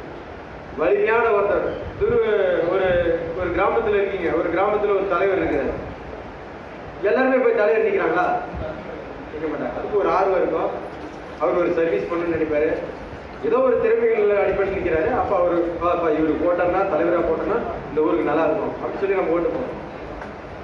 அப்போ வலிமையான ஒருத்தவன் வலிமையான நபராக இருந்தாதான் அவர் பின்னாடி சமூகம் நிற்கும் இல்லைங்களா? இல்லைன்னா என்ன பண்ணும்? இன்னைக்கு எடப்பாடிக்கு ஓட்டு போடும், நாளைக்கு ஸ்டாலின் போடும், நாளைக்கு ஸ்டாலின் ஓட்டு போடும், எடப்பாடி மாற்றி தான் ஓட்டு போடுவீங்க. ஆனால் ஆட்சி மாறினாலும் காட்சி மாறாது.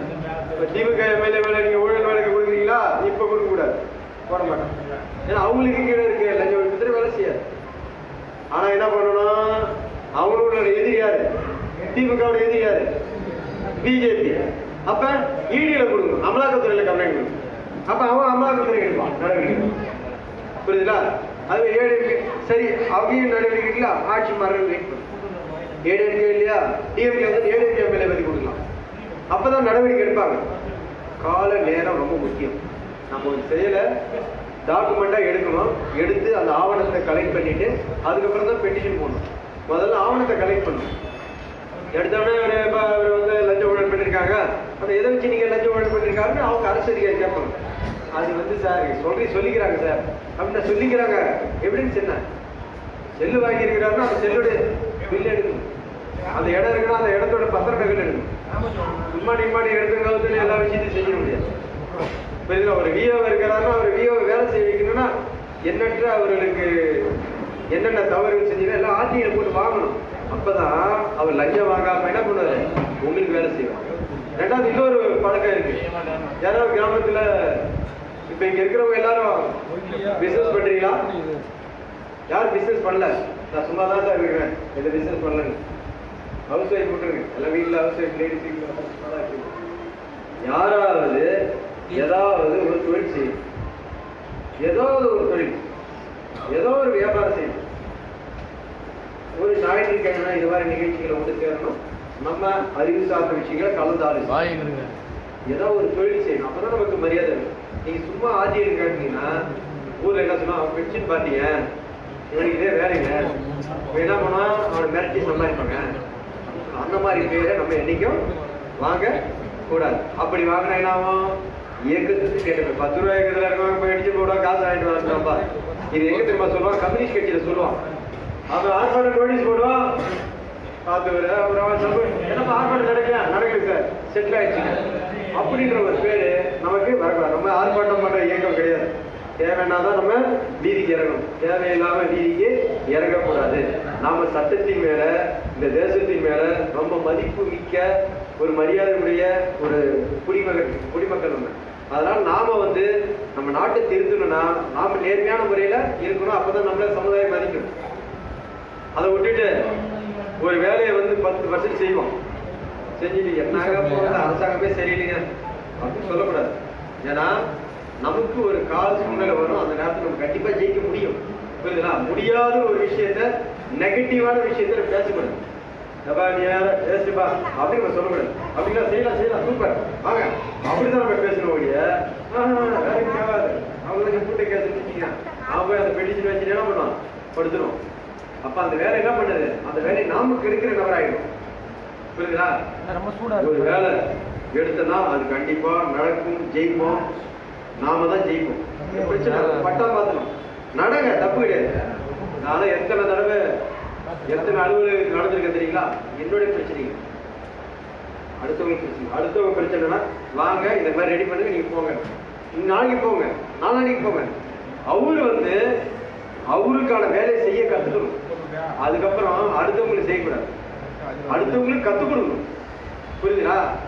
நீங்களே எல்லாருமே நம்ம பிரச்சனைகள்லாம் சார் கிட்ட, சார் இந்த மாதிரி சார் பார்த்து செஞ்சிருக்காருன்னா மாநில முள்ள பெட்டிஷன் போட்டுட்டு இவர் எப்ப அப்பீல் பண்ணுவாரு, எப்ப அந்த ஆட்சிக்கு ஆணையத்துல ஒரே நாள் ஒரு 1000 வழக்கு வருதுன்னு வச்சுக்கோங்க. நல்விசுரை சார் வந்து உட்காந்துட்டு ஒவ்வொரு வழக்கும் ஆஜராகிட்டு பேரு உங்களை ஒவ்வொருத்தவரையும் ஒவ்வொரு நல்விசுரை சார் மாதிரி ஆக்கணுன்றதுக்காக தான் அவர் இங்க ஒவ்வொரு மாவட்டத்திலையும் எந்த பிரதிபலனும் எதிர்பார்க்காம ஒரு நல்ல சேவகரா வந்து இன்னைக்கு தமிழ்நாடு ஃபுல்லா சட்ட வகுப்பு எடுத்துட்டு. அதனால நீங்க என்ன பண்ணணும்னா இந்த மாதிரி கிளாஸ் வரும்போது மதியானம் வந்தாங்க கூட்டம், இது ஒன்று கட்சி மீட்டிங் விருப்பம் இருந்தா உட்காரலாம், விருப்பம் இல்லைன்னா போயிட்டே இருக்கலாம். இது வந்து யாரும் யாருக்காகவும் வர தேவையில்லை, அவங்களுக்காக வாங்க. 10 பேர் வரீங்களா, உங்களுக்காக வாங்க. நீங்க உங்களால என்ன செய்ய முடியும் செஞ்சுக்கங்க. அதெல்லாம் ஆரம்பத்துல நண்பர் தான் ஆட்சி எழுதுவார், நம்மளோட ரஜினிகாந்த் மாதிரி கைது போடலாம், அப்படி அடிச்சுடுவேன். அன்பு சாவி இருக்கா அப்படி போடுவேன், ரஜினிகாந்த் மாதிரி கைது போட அடிச்சு விடுவேன். கொரோனா டைம்ல தான் தீவிரமா கட்டிக்கிட்டேன். கொரோனா டைம்ல அவருக்கு உடம்பு சரியில்லை, அப்பீல் பண்ணணும். என்ன பண்ணீங்க? ஏன்னா கொரோனா டைம்ல சில ரிலாக்ஸேஷன் இருந்தாலும் கூட நம்ம அந்த சட்டத்தை நம்ம இது மறுத்துக்கூடாது என்ன பண்ணனா, நான் ஒரு வீட்டில் போய் உட்காந்து டைப் பண்ணி எல்லாத்தையும் ரெடி பண்ணி அப்பீல் பண்ணணும். ஒவ்வொரு விஷயங்களும் ஒவ்வொரு திறமைகளும் ஒவ்வொரு நபர்கிட்ட இருக்கும். எல்லா திறமையும் எல்லாத்திட்டும் இருக்கும். அதை வெளிக்கொண்டு வரதுக்கு தான் இந்த மாதிரி சட்ட வகுப்புகளில் வந்து நடத்துகிறோம். ஒவ்வொரு இடத்துலையும் நம்ம பாய் எல்லா வகுப்புக்கும் வருவார். அவருக்கு ஏதோ ஒரு பிரச்சனைகள் இருக்கு. அதை நம்ம சரி பண்ணணும்னா நாம தெரிஞ்சுக்கணும். ஒன்றும் இல்லை, நம்ம செல்லில் எடுக்கிறோம், தமிழில் டைப் இருக்கு, அப்படியே பேசுகிறோம். மனசில் தோணுது போய் வச்சுட்டே இருங்க, அப்படியே பிரிண்ட் எடுங்க. ஆர்டியில் அந்த இடத்துல எந்த இடத்துல எதோ போடுங்க, கோர்த்து ஆர்டி ரெடி பண்ணுங்க, ரெடி பண்ணிட்டு அனுப்புங்க. அதுக்கப்புறம் அப்பீல் பண்ணுங்க, அதுக்கப்புறம் ஆணையத்துக்கு அப்பீல் பண்ணுங்க. தகவலை சேகரிங்க. தகவலை சேகரிச்சுட்டு அதன் மேல மனு எடுப்புங்க. அந்த மனு மேல என்ன நடவடிக்கை எடுக்கணுன்றதுக்காக ஒரு ஆர்டிஐ கொடுங்க, நடவடிக்கை எடுப்பாங்க. இப்போ நிறைய தகவல் உரிமை சட்டத்துல நீதிமன்றத்துக்கு செல்லாமலே பல வேலைகள் நடந்துட்டு, ஒரு சில வேலைகள் நடக்காது. ஏன்னா ஒரு 100 கோடி சொத்து சேர்த்திருப்பாரு ஒரு கிளர்க்கு, இல்ல ஒரு நகராட்சி சேர்மேன் ஒரு 100 கோடி சேர்த்திருப்பாரு. அவரெல்லாம் ஆர்டிஐ போட்டாலும் வேலைக்கு ஆகாது. ஆனால் கோர்ட்டுக்கு தான் போகணும். அவ்வளோ பெரிய வேலைகள் நீங்கள் எடுக்க தேவை. உங்கள் பகுதியில் இருக்கக்கூடிய சின்ன சின்ன பிரச்சனைகள், ஒரு கிளர்க்கு இல்லை, ஒரு விஓஓ, ஒரு ஆர்ஐ, ஒரு தாசில்தார், இவங்களெல்லாம் கேளுங்க. ஆர்டிஐ இந்த மாதிரி தகவல் உரிமை சட்டத்தை கேளுங்க. பத்திரிகையாளர் இருந்தாங்கன்னா தகவல் உரிமை சட்டத்தில் இந்த எத்தனை குவாரிகள் இயங்குது, இதில் என்னென்ன அனுமதி வாங்கியிருக்காங்க, இந்த மாதிரி விஷயங்களை தகவல் உரிமை சட்டத்தில் கேட்க தெரிஞ்சு அந்த செக்ஷன் போட்டு கேட்டால் அந்த சும்மா நீங்கள் இதெல்லாம் எனக்கு விவரம் தேவைன்னு வச்சுக்க எடுத்து கீச்சு போடுறோம். ஆனால் ஆர்டிஐ அப்படின்னு நீங்கள் ஒரு அப்பீல் பண்ணுறது, இந்த ஒரு ப்ரொசீஜர் வச்சுக்கலாம். இது ஒரு நீதிமன்றம் மாதிரி. நீதிமன்றத்தில் எப்படி வழக்குகள் தாக்கல் செய்யறோமோ அதே மாதிரி மனுக்கள் போட்டு அதன் அடிப்படையில் நம்ம ஆணையம் வழக்கா எடுத்து நடத்தி அதன் அடிப்படையில் தான் இந்த உங்களுக்கு தகவலை தந்துட்டு இருக்காங்க. அப்போ அதன் அடிப்படையில் நம்ம ஒவ்வொரு விஷயங்களும் வேலை பண்ணணும், வேலை செய்யணும். நிறைய பேர் கூட்டு முயற்சி பண்ணாங்க. தியாகது விதத்தில் அந்த ஒரு விஏ இருக்காச்சு, எனக்கு ஃபோன் பண்ணலாம் சார், இந்த மாதிரி உங்களுக்கு விஏ இருக்கேன், அதில் டீட்டெயில்ஸ் தான் வேணும் எடுங்க. ஒவ்வொரு விஷயத்தையும் அவர் டச் பண்ணாதான் என்ன பண்ணுவாரு, வேலை போயிடுச்சுன்னு என்ன பண்ணுவாரு, வீட்டில் சும்மா உட்காந்துருக்கேன். அப்போ அதுக்கான வேலையை செய்யணும். என்ன பண்ணுவாரு, வேலை செய்வார். வேலையை எதிர்பார்ப்பாங்க அப்படின்னு செய்வாங்கல்ல, அது மாதிரியான சூழ்நிலையை நாம் உருவாக்குறோம். அதுக்கு நம்ம ஆர்டிஐ பற்றி முழுமையான வகுப்பு இருக்கு. தனிப்பட்ட தகவல் ஃபர்ஸ்ட் ஒரு ஆர்டிஐ கேட்டோம்னா என்ன சொல்லலாம், ஃபர்ஸ்ட் போடுவோம், அப்புறம் தகவல் தரல, தனிப்பட்ட தகவல்னு அப்படியே கொண்டுருவோம், அதில் விட்டுருவோம் பாதி பேர். அதுக்கப்புறம் என்ன செய்வான், மேல்முறையீடு, அது ஒன்று. அப்புறம் ஆணையம் போட்டுன்னு ஆணையத்துக்கு போகிறதே இல்லை நிறைய பேர். எவ்வளோ ஒருத்தன் ஆணையத்துக்கு போகிறான், ஒரு 100 பெட்டிஷனில் 10 பேர் தான் ஆணையத்துக்கு போகிறாங்க. ஆணையத்துக்கு போட்டு அதுக்கப்புறம் அந்த ஸ்டெப் நினைவுட்டு கடிதெல்லாம் அனுப்புறது இல்லை. ஆணையம் என்ன பண்ணுறாங்க, அப்படியே இருக்கிறாங்க. எனக்காக ஒரு லெட்டர் அனுப்பாங்க, ஆமாப்போ அதே வேலை முடிச்சு அப்படின்னா. முதல்ல தகவலை சேகரிக்கணும், தகவலை வாங்குங்க. நீங்கள் செய்யல, அப்புறம் முதல்ல தகவலை வாங்கி வைங்க. தகவலை வாங்கி வச்சுட்டு அதுக்கப்புறம் நம்ம ஒரு பட்டா மாத்திரையா, ஒரு விஏஓட்ட பிரச்சனையா, ஒரு கிராம பஞ்சாயத்து தலைவரா, எல்லாருமே கூட பிரதமர் வீடு திட்டமா ஆன்லைன்ல இருக்கு, ஆன்லைன்ல எடுக்கலாம். புரியல, பயனாளி யாரும் கண்டுபிடிக்கலாம். இந்த மாதிரியான பிரச்சனைகளை எடுக்கிறதுக்கு சில பேர் இருக்காங்க, அவங்க மட்டும் செய்ய எல்லாரும் செய்வாங்க. சரிங்களா, எல்லாரும் போய் ஒரு தலைவர் அப்புறம் போட்டு இருக்கிறாங்க. ஏன்னா நம்ம நாட்டில் சமூக ஆர்வலர் இருக்கு, பாதுகாப்புன்னா இல்லை. ஆனால் திருடனுக்கு பாதுகாப்பு, திருடனா அவனுக்கு பாதுகாப்பு, அவனுக்கு 2 போலீஸ் கூட போவான். ஆனால் சமூக ஆர்வலர் என்ன பண்ணுவான், அவனுக்கு வேணும்டான். ஏன்னா சமீபத்தில் ஒரு பத்திரிகையாளரை அந்த ஊர்ல டாஸ்மாக் பார் வச்சு இல்லீகல் பார் வச்சு நடத்துறாங்க சொன்னோடனே அவரை தாக்கி நல்ல காலம் பழிச்சுட்டான்னு வச்சுங்களேன். போலீஸுக்கு போலீஸ் எங்க இருக்க, என்ன கார் வச்சிருக்க அப்படின்னு கேட்கறான். சம்பவம் நடந்த இடத்துக்கு இதே அவனோட பையனை ஒருத்தவன் கட்ட போறான்னு சொன்னான்னு வச்சுக்கோங்க, என்ன பண்ணுவான், லட்டி எடுத்து ஓடி வருவான். அது மாதிரியான சூழ்நிலை இருக்கிற இந்த நாட்டில் நாம் வந்து கொஞ்சம் பாதுகாப்பாகவும் இருக்கணும், ஒற்றுமையாக இருக்கணும். சின்னனா எல்லாரும் ஒன்றா இருக்கணும், எல்லாரும் பேசணும். ஒருவேளை உங்கள் பகுதியில் இருக்கக்கூடிய இப்போ இவர் இருக்காரான்னு வச்சுக்கலாம், இவர்கிட்ட சொல்லி எங்கள் ஊரில் கேள்வி சொல்லலாம், உங்கள்கிட்ட சொல்லி எங்கள் ஊரை டீட்டெயில்ஸ் கேளுங்க அப்படின்னு சொல்லலாம். அப்படி மாதிரி இவர்கிட்ட வந்து யாரும் போய் அவங்க சண்டை போட மாட்டாங்க, உங்கள் வேற கிட்ட போய் என்ன சண்டை போடணும், சண்டை போட மாட்டாங்க. இது மாதிரி மாற்ற வேண்டியது நிறைய விஷயங்கள் இருக்கு. அரசு அதிகாரியை மாற்றிட்டாலே 80% தவறு போயிடும். அரசியல்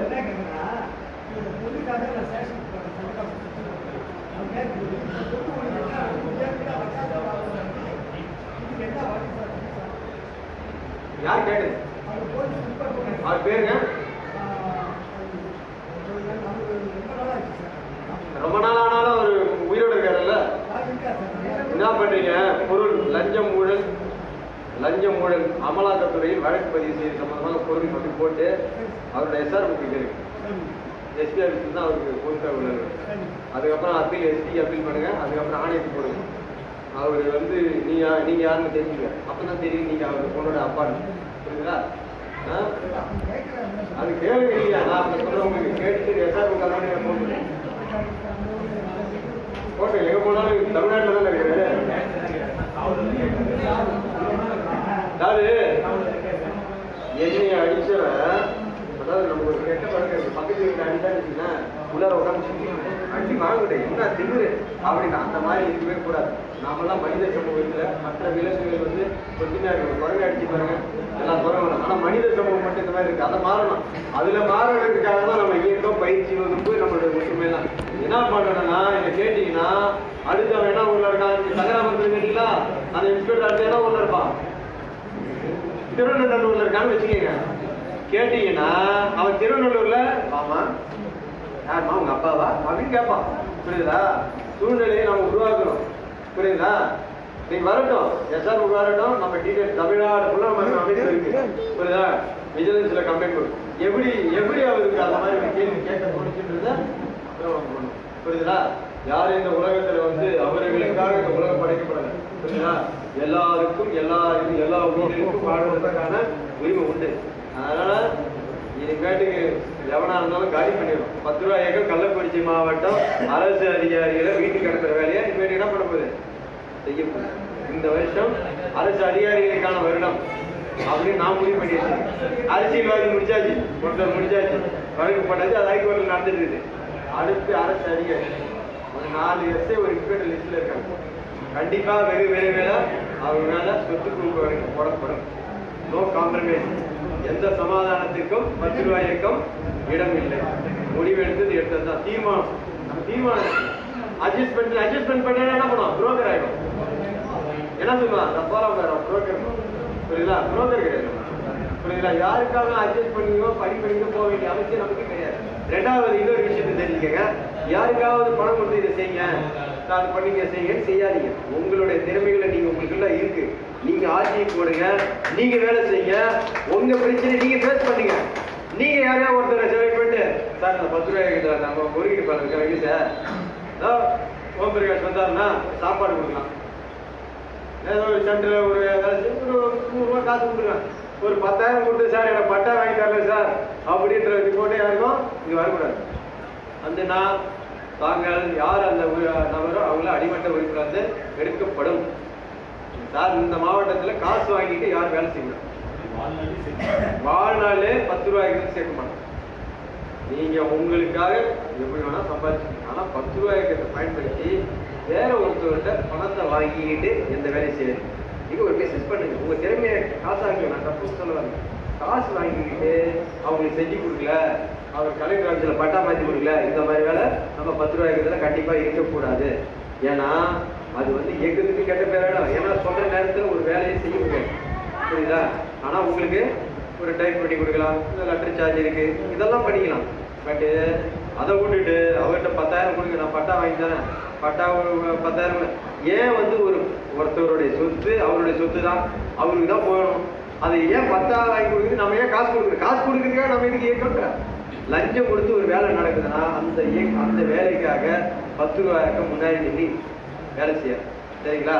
உங்களை ஒவ்வொருத்தரையும் லஞ்ச ஒழிப்புத்துறை அதிகாரியாகவும் அமலாக்கத்துறை அதிகாரியாகவும் என்ன உங்களை வருமான வரித்துறை அதிகாரியை மாத்திரம் தான் எங்களுடைய வேலை. அதை விட்டுட்டு உங்களுக்கு இன்னொருத்தர் அவரை போய் பாருங்க அவர் செய்வார்ன்ற வேலை வேணாம். வரவங்க ஒவ்வொருத்தரும் சோல்ஜர் ஆகணும், அவங்க யுத்தம் பண்ணணும். புரியுதுங்களா? அவங்க பேனா எடுக்கணும், டீடைல்ஸ் எடுக்கணும், அவங்க பண்ணணும், அவங்கள வேலை செய்ய வைக்கணும். அப்படிதான் வந்து ஸ்ப்ரெட் பண்ண முடியும் இந்த விஷயத்த. ஏன்னா கொரோனா தொத்தி விடுற மாதிரி தொத்தி விடணும் எல்லாத்துக்கும்.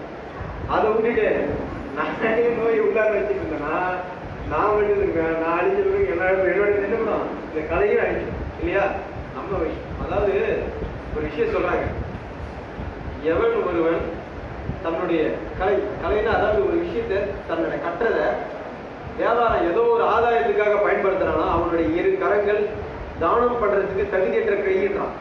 என்னோட கையில் நான் வந்து உங்ககிட்ட காசு வாங்கிக்கிட்டு நான் வந்து உங்களுக்காக ஒரு 10,000 20,000 காசை வாங்கிட்டு என்னோட திறமையை பயன்படுத்தினா நான் என்னோட கரம் இருக்குல்ல, அது வந்து என்ன, தானம் அளிப்பதற்கு தகுதியற்ற கரம் தான். நான் இது வரைக்கும் யாருக்கிட்டையும் ₹1 டீ வாங்கி கூட குடிச்சது கிடையாது.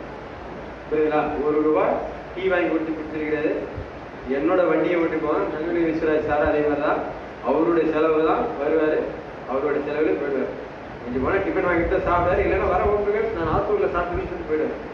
அது வாங்கிட்டா காசு கொடு, அவருக்கு காசுக்காக இந்த அமைப்பில் யாராவது வேலை செய்யணும்னு நினைச்சா தயவு செய்து இப்பயே கிளம்பி போயிடுது.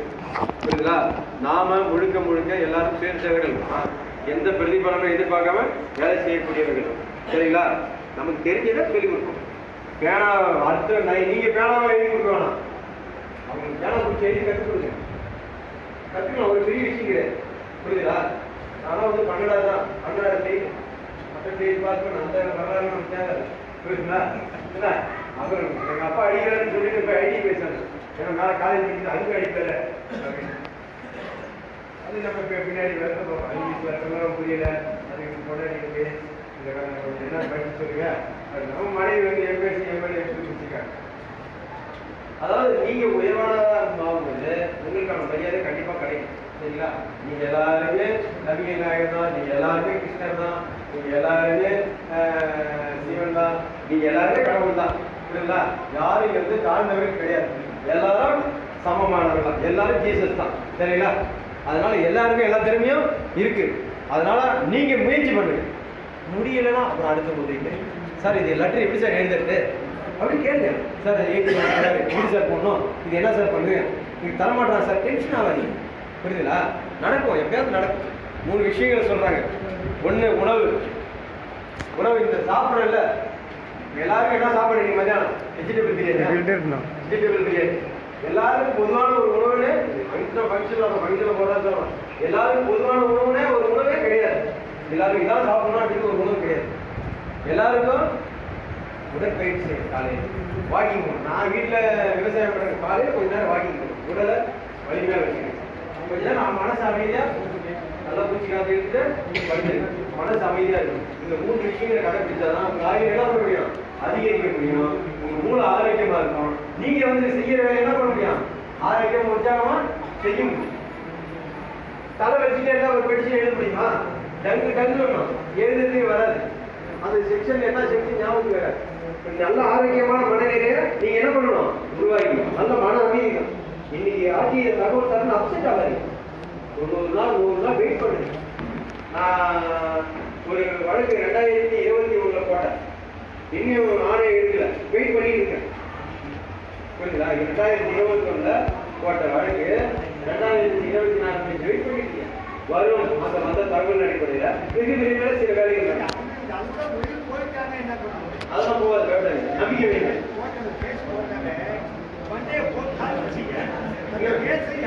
அதாவது ஒரு எல்லையில அதுக்கப்புறம் போய் சொல்றேன்.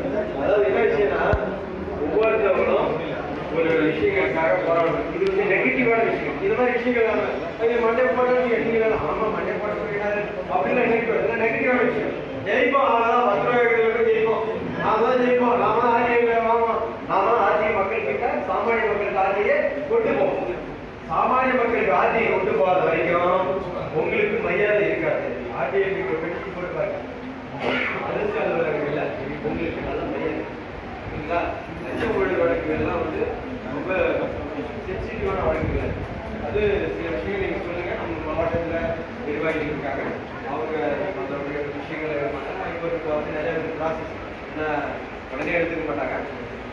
யாராவது உங்கள்கிட்ட பணம் கேட்டாங்க, 10ஆம் மாதத்துக்கு பணம் கேட்குறாங்க, இந்த மாதிரி விஷயங்கள் தான் சொல்லுங்க. சரிங்களா? அவங்கள லஞ்ச ஒழிப்பு துறையில பிடிச்சி தரதுக்கு நம்ம ஆலோசனை. சரிங்களா? இந்த மாதிரி விஷயங்கள் செய்யும். ஒரு எக்ஸ்பர்ட் சொன்னாரு, எக்ஸ்பர்ட் எப்போ காசு தான் வாங்குறாரு அப்பயே அப்படின்ட்டு விஜிலன்ஸ் நாம போடுற கேஸ், நான் போடுற கேஸ் எல்லாம் ரெக்கார்டு டாக்குமெண்ட் ஆர்குமெண்ட் எல்லாம் இருக்கு. பணத்தை பவுடர் பணத்தை கொடுத்தாலும் பிடிச்சா மாட்டிக்கு தூக்கி லஞ்சம் வாங்காம இருப்பான். லஞ்ச ஒழிப்பு துறையில நம்ம கள்ளக்குறிச்சி மாவட்டத்தில் இருக்கு. நம்ம யாராவது காசு கேட்டாலும் சொல்லுங்க, அவங்கள்ட்ட நம்ம பண்ணி நம்ம இது பண்ணிக்கணும். அதை பற்றி கவலைப்படாது. சரிங்களா? நல்ல ஆரோக்கியமான மனநிலையில நல்ல திடமான எண்ணங்களோட நம்ம இந்த இயக்கத்தை பயணிப்போம். இந்த அமைப்பை பொறுத்த வரைக்கும் யாருக்கிட்டையும் இதை செய்யற அவங்க காசு வாங்கிட்டு செய்யக்கூடாது. தயவு செய்து ஏன்னா இந்த அமைப்புக்கு மாநில முழுவதும் நல்ல மரியாதை இருக்கு. 10 ரூபாய் இயக்கத்தை நிறைய அதிகாரிகள் நல்ல சர்வநிலை சட்டத்தினுடைய ஆர்வலர் உருவாக்கியிருக்காங்க. 10 ரூபாய் இயக்கத்தில் இருக்கக்கூடிய நிறைய நபர்கள் வந்து அடிபட்டிருக்காங்க. நம்ம ராணுவ வீரர்கள் நம்ம இயக்கத்தில் இருக்காங்க. அதுக்கப்புறம் அந்த அடிப்பட்ட இவங்களுக்கு போய் ஹெல்ப் பண்ணியிருக்காங்க, எஸ்பிஆர் பார்த்துருக்காங்க. நிறைய விஷயங்களை 10 ரூபாய்க்கு சந்திச்சிருக்கு. இன்னைக்கு நாம வந்து 10 ரூபாய்க்கு அடுத்த கட்டத்துக்கு கொண்டு போகக்கூடிய சூழ்நிலையில இந்த இயக்கம் இருக்கு. ஏன்னா மதிய உணவு சாப்பிட்ட பிறகு சார் வந்து ஆர்டிஐ எப்படி கேள்வி கேட்கறது, கேள்வி பதில் இருக்கும். உங்க சந்தேகங்கள்ல நீங்க கேட்டீங்கன்னா ஒரு பேனா கல்யாணத்துல ஒரு பேனா பேப்பர் எடுத்து வச்சுக்கோங்க. சார் ஆர்டிஐ எப்படி கேட்கறது, சார் 18 புகாரா என்ன சார், இதுக்கு என்ன சார், இது ஆணையத்துல அப்ப மேம்பக்க கேட்டு வரக்கூடாது. ஆணையத்துல ஒரு 18 புகார் உங்களுக்கு பதில் வச்சீங்கன்னா சார் இதுக்கு என்ன சார் கேட்கணும், சார் இந்த டாக்குமெண்ட் வேணாம், அதிகாரிகள் நடவடிக்கை மட்டும் தான் எடுக்கணும், அவங்க எது கேட்கணும், எதுக்கு இந்த வழக்குகளை எப்படி இது பண்ணணும் அப்படின்னு சார் ஒரு மதியானம் சொல்றாரு. மதிய உணவு அறிஞ்சிட்டு நல்லா ரிலாக்ஸா ஆர்டிஐல 18 புகாரா என்ன, தகவல் உரிமை சட்டம்னா என்ன, இந்த மாதிரி விஷயங்களை சொல்லுவார். நிறைய சட்ட சுருக்கங்களை நீங்க சார்கிட்ட நான் பைக்ல இருந்து வரும்போது அப்படியே கேட்டுட்டே இருப்பேன். சார் இப்படி பண்ணலாமா அதை பண்ணலாமா, அதாவது ஒரே ஒரு நூலை தான் பிடிச்சேன். அந்த ஒரு நூலுக்குள்ளாரே நிறைய பிரச்சனைகளை சந்திச்சுட்டே இருப்பேன். புரியுதுங்களா? அதனால தயவு செய்து சமூகங்கள் யாரும் கோபப்படக்கூடாது. யாரும் ஆர்டிஐ தகவல் தரல, பொது தகவல் ஆர்டிஐ தகவல் தரல அப்படின்னு கேட்டீங்கன்னா உங்க மேல போலீஸ் ஸ்டேஷன்ல போய் அரசு அலுவலக வேலை செய்ய தடையா இருக்கான், அலுவலக வந்து கவர்மெண்ட் வேலை செய்யறதுக்கு அரசு வேலை செய்ய தடுத்தான் அப்போ உங்களை கம்ப்ளைண்ட் கொடுத்து என்ன பண்ணுவான், ரிமாண்ட் பண்ணுவான். அதுவும் பண்ண முடியாது. இப்ப 7 வருஷத்துக்கு குறைவான சிறை தண்டக்கூடிய வழக்கில் கைது பண்ணப்படாததுக்கு நம்முடைய சகோதரர் டேவிட் அவருக்கு மேல ஒரு நாள் ரிமாண்ட் பண்ணான். அந்த வழக்குல அவங்க ஹைகோர்ட்ல போட்டு ஹைகோர்ட்ல இப்ப மேல்முறையீடுக்கு திங்கட்கிழமை ஃபைல் பண்ணிக்கணும். இந்த ஊர் கள்ளக்குறிச்சியினுடைய நேஷனல் லெவல் செய்து சிறந்த மேல மேல்முறையீடு போகணும். அடுத்து சுப்ரீம் கோர்ட் வரைக்கும் ஏன்னா சுப்ரீம் கோர்ட் தீர்ப்பு. அது மாதிரி ஒவ்வொரு விஷயங்களும் ஒவ்வொரு சாதனைகளும் நம்ம அமைப்புல என்ன பண்ணிருக்காங்க பண்ணிட்டு இருக்காங்க. புரியுதுடா? அதனால தைரியமா நீங்க செய்யுங்க. ஏதாவது தகவல்லாம் டேவிட் அண்ணா பேசுங்க, அண்ணா பேசுவாரு. சரிங்களா? நம்ம வலிமையான நபர்கள் என்ன பண்றோம் உருவாக்கிட்டு இருக்கோம். திருக்கோயில் தொகுதியில டேவிட் அண்ணா திருக்கோயில் உருவாக்கியாச்சு. கள்ளக்குறிச்சியில ஒன்றா உருவாக்கணும். கள்ளக்குறிச்சியில ஒன்றால் உருவாக்கிட்டோம்னா இந்த டோட்டல் மாவட்டம் என்ன ஆகும், பர்ஃபெக்டா இருக்கும். சரிங்களா? பர்ஃபெக்டா இருந்தாலும் வேலை நடக்கும். சாமானிய மக்கள் கிடைக்கட்டும். நம்ம வீட்டில் உட்காந்துருப்போம், மனைவி குழந்தைங்களோட சந்தோஷமா இருப்போம். நாம யாருக்காகவும் சண்டைக்கு போக வேணாம். அறிவை என்னட்ட சொல்ல வந்தாரு, என்ன டேவிட்டுக்கு நீங்க தான் கைட் பண்ணிக்கிறேன்னு கேட்டாரு.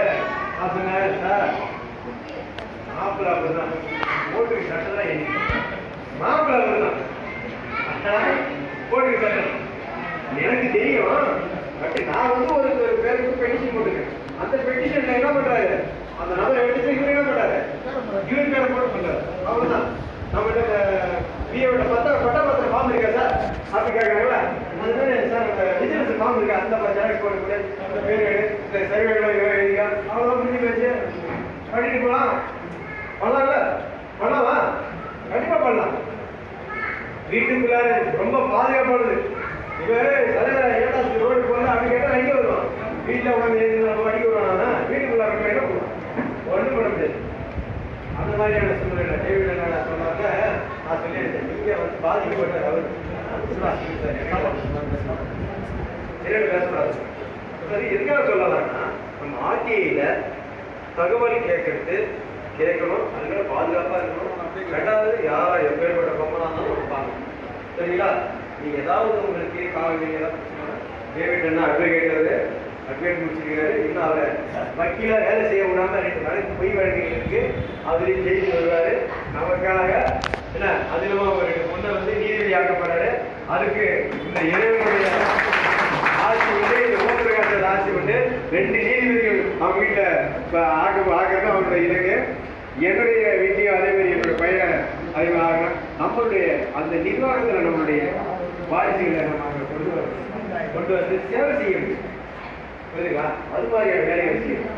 எதிர்காலத்தில் நம்ம ஒரு சட்டமன்ற உறுப்பினர்னா சட்டமன்ற உறுப்பினர் சம்பாதிக்கிறது அந்த ஆபீஸ் போறதோட வாழ்க்கை பிடிச்சிது. வேற என்ன செஞ்சுட்டு இருக்காங்க? ஒன்றும் செய்யாது. இல்லை இவங்க மேலே வழக்கு போகிறதுக்கு அவங்க ஆட்சி மாற வரைக்கும் வெயிட் பண்ண வேண்டியது. இதெல்லாம் அனுபவங்கள் புரியுதா? ஆனால் சார் வந்து அனுபவங்களை நீங்கள் அனுபவம்லாம் தேவையில்லை, உங்களுக்கு அனுபவமே தேவையில்லை புரியுதுங்களா? 10ஆம் மாதத்துல பாம்பு இருக்கு, பேர் போட்டா போதும். நம்மகிட்ட ரிமாண்ட் பண்ண பொய் கேஸ்ல ரிமாண்ட் பண்ண டேவிட் பாம்பு இருக்கு, சட்டம் இருக்கு, வேற யாராவது மாற்றி விட்டோம்னா முடிஞ்சு போயிடுச்சு புரியுதுங்களா? அது மாதிரியான வேலைகள் நம்ம இனிமேல் என்ன பண்ணுவோம், ஜெயிச்சவங்களை வச்சு உங்க வேலை இருக்கு. என்னோட பாம்பு அடிச்சுட்டு நீங்க ஒரு பிசினஸ் பண்ண போடுங்க புரியுதுங்களா? அது மாதிரியான வேலைகளை செய்யும்போது நம்ம இந்த 10 ரூபாயுடைய பெரிய அளவில் வளர்க்க முடியும். ரெண்டாவது நமக்கான சமுதாயத்தில் ஒரு நல்ல மதிப்பு ஏற்படும். சரிங்களா? மாற்றத்தை யாராலும் கொண்டு வர முடியும், நம்மளால தான் கொண்டு வரணும். நாம தான் மாற்றல. அதாவது ஞாயிற்றுக்கிழமை எவ்வளவு வேலை இருக்கும். இன்னைக்கு நான் ஒரு டாக்குமெண்ட்ஸ் எடுக்கிறதுக்காக முடிவு பண்ணிட்டேன். இன்னைக்கு நான் கோட்டைக்கு போறேன், நீங்க ஒரு டீச்சர்ஸ் எடுக்கலாம்.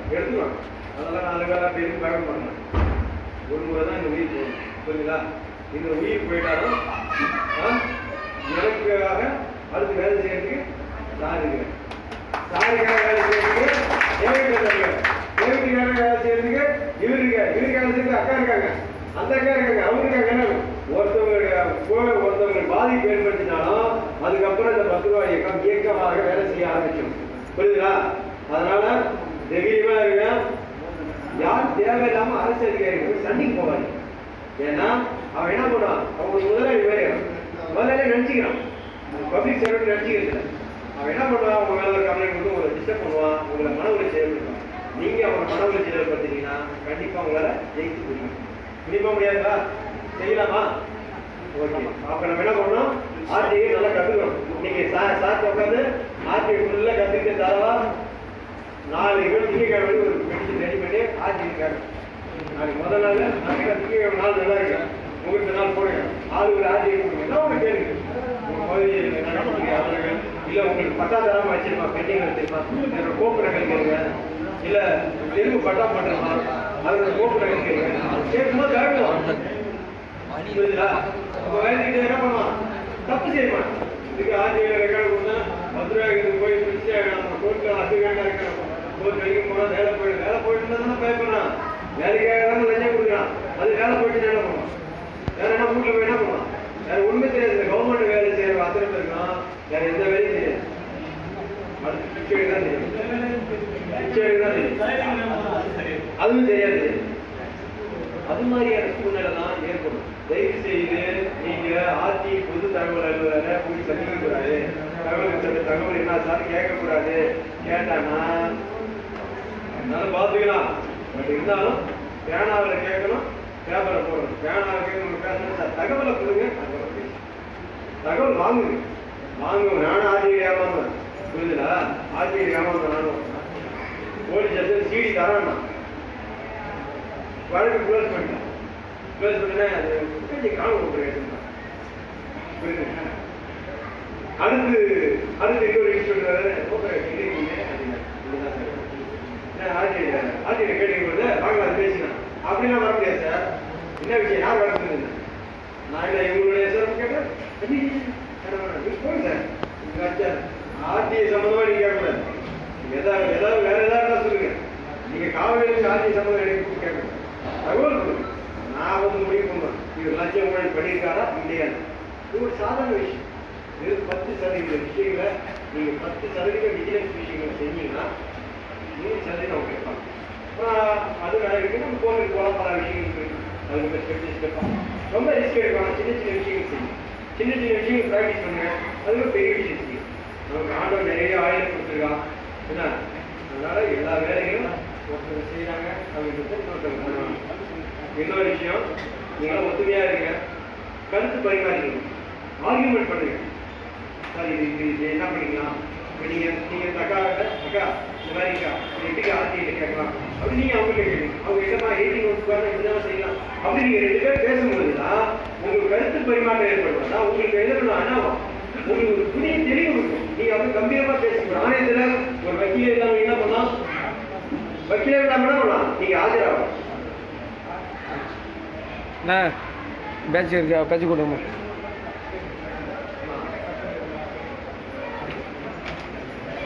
ஒரு ஐயா பேர் வந்து கண்ணன், ரிட்டையர்டு வனத்துறையுடைய அதிகாரி ரேஞ்சர். நமக்காக போன மாதம் தான் ஒரு 10 ரூபாய் எக்ஸ்பிரஸ் சேர்ந்தாரு. இன்னைக்கு நமக்காக சிறப்பான உணவு ஏற்படுத்தியிருக்காரு. இதோடு நாளை இருந்து அந்த வேலை நிறுத்திட்டு தான் வராது. 10 ரூபாய் சாப்பிட முதல்ல நம்ம பாராட்டுகளை மாற்றி தெரிவிக்கிறோம். இவருடைய சாதனை ஒன்று வந்து ஐயா பேசுவார். இதோட இன்னொரு சாதனை ஐயா பேர் கண்ணன், சொந்த ஊர் பைத்தந்துறை, வனத்துறையுடைய ரேஞ்சரா இருந்து உயரதிகாரி, கிட்டத்தட்ட எஸ்பி ரேங்கிலுக்கு ரிட்டையர்ட் ஆனவர். ரிட்டையர்டான பணத்தை வாங்கிட்டு வீட்டில் உட்காந்துருக்கலாம். ஆனால் ஒரு 7 ஏக்கர் ஆர்கானிக் பயிர் வச்சுட்டு அந்த ஊர் குளத்தை சுத்தம் பண்றாரு, அந்த ஊர் ஏரியை சுத்தம் பண்றாரு. அந்த கத்திராப்பாளையம் அணையிலிருந்து 2 ஏரிக்கு தனிப்பட்ட முறையில் போராடி பைத்தந்துறைக்கு பக்கத்து தண்ணி கொண்டு வந்து கிட்டத்தட்ட ஆயிரக்கணக்கான ஏக்கர் நிலங்கள் தண்ணி பாயிருக்கு. இந்த வயசுல ஐயா நிறைய உழைச்சிட்டு இருக்காரு. அவருக்கு 10 ரூபாய் எக்ஸைஸ் சார்பா, உங்கள் சார்பா, என் சார்பா, மாநில நன்றி தெரிவித்துக் கொள்கிறோம். ஐயா ஆக உணவுக்கு நேரம் ஆயிடுச்சு. நீங்க ஏதாவது தகவல் இருந்தால் பரிமாறிக்க, சரிங்களா? ஒருத்தவங்க கேட்டாதான் என்ன பண்ண முடியும், நமக்கு ஒரு வலிமையான ஆய்வு பண்ண முடியும். நேரங்கள் கடந்து விட்டதுனால மதியானத்துக்கு மேல ஆர்டிஐ எப்படி கேட்கணும் என்னன்றத சொல்லுவாங்க. ஐயா அவர்கள் வந்து 2 ஏரிக்கு தண்ணீர் வர சொல்லியிருக்காங்க. பெரிய சாதனை. இந்த மாதிரி சாதனை உங்க பகுதியில் நீங்க அவர்கிட்ட கற்றுக்கிட்டு என்ன பண்ணணும், நீங்க செய்ய முயற்சி பண்ணுங்க. கேட்டு எனக்கு வாய்ப்பு அளித்த அனைவருக்கும் எனது நன்றி தெரிவிக்கிறேன். நன்றி, வணக்கம். சாப்பாட்டை வந்தபடியே சாப்பாட்டை ஒன்றைய முன்னைகள், சாப்பாட்டை முன்னைகள் ஒன்றைய ஒரு சாப்பாட்டை வைக்கலாங்களா? 10 நிமிஷம் உட்காரு. பச்சைகளை யாரெல்லாம் கைட்டு போடலாங்க?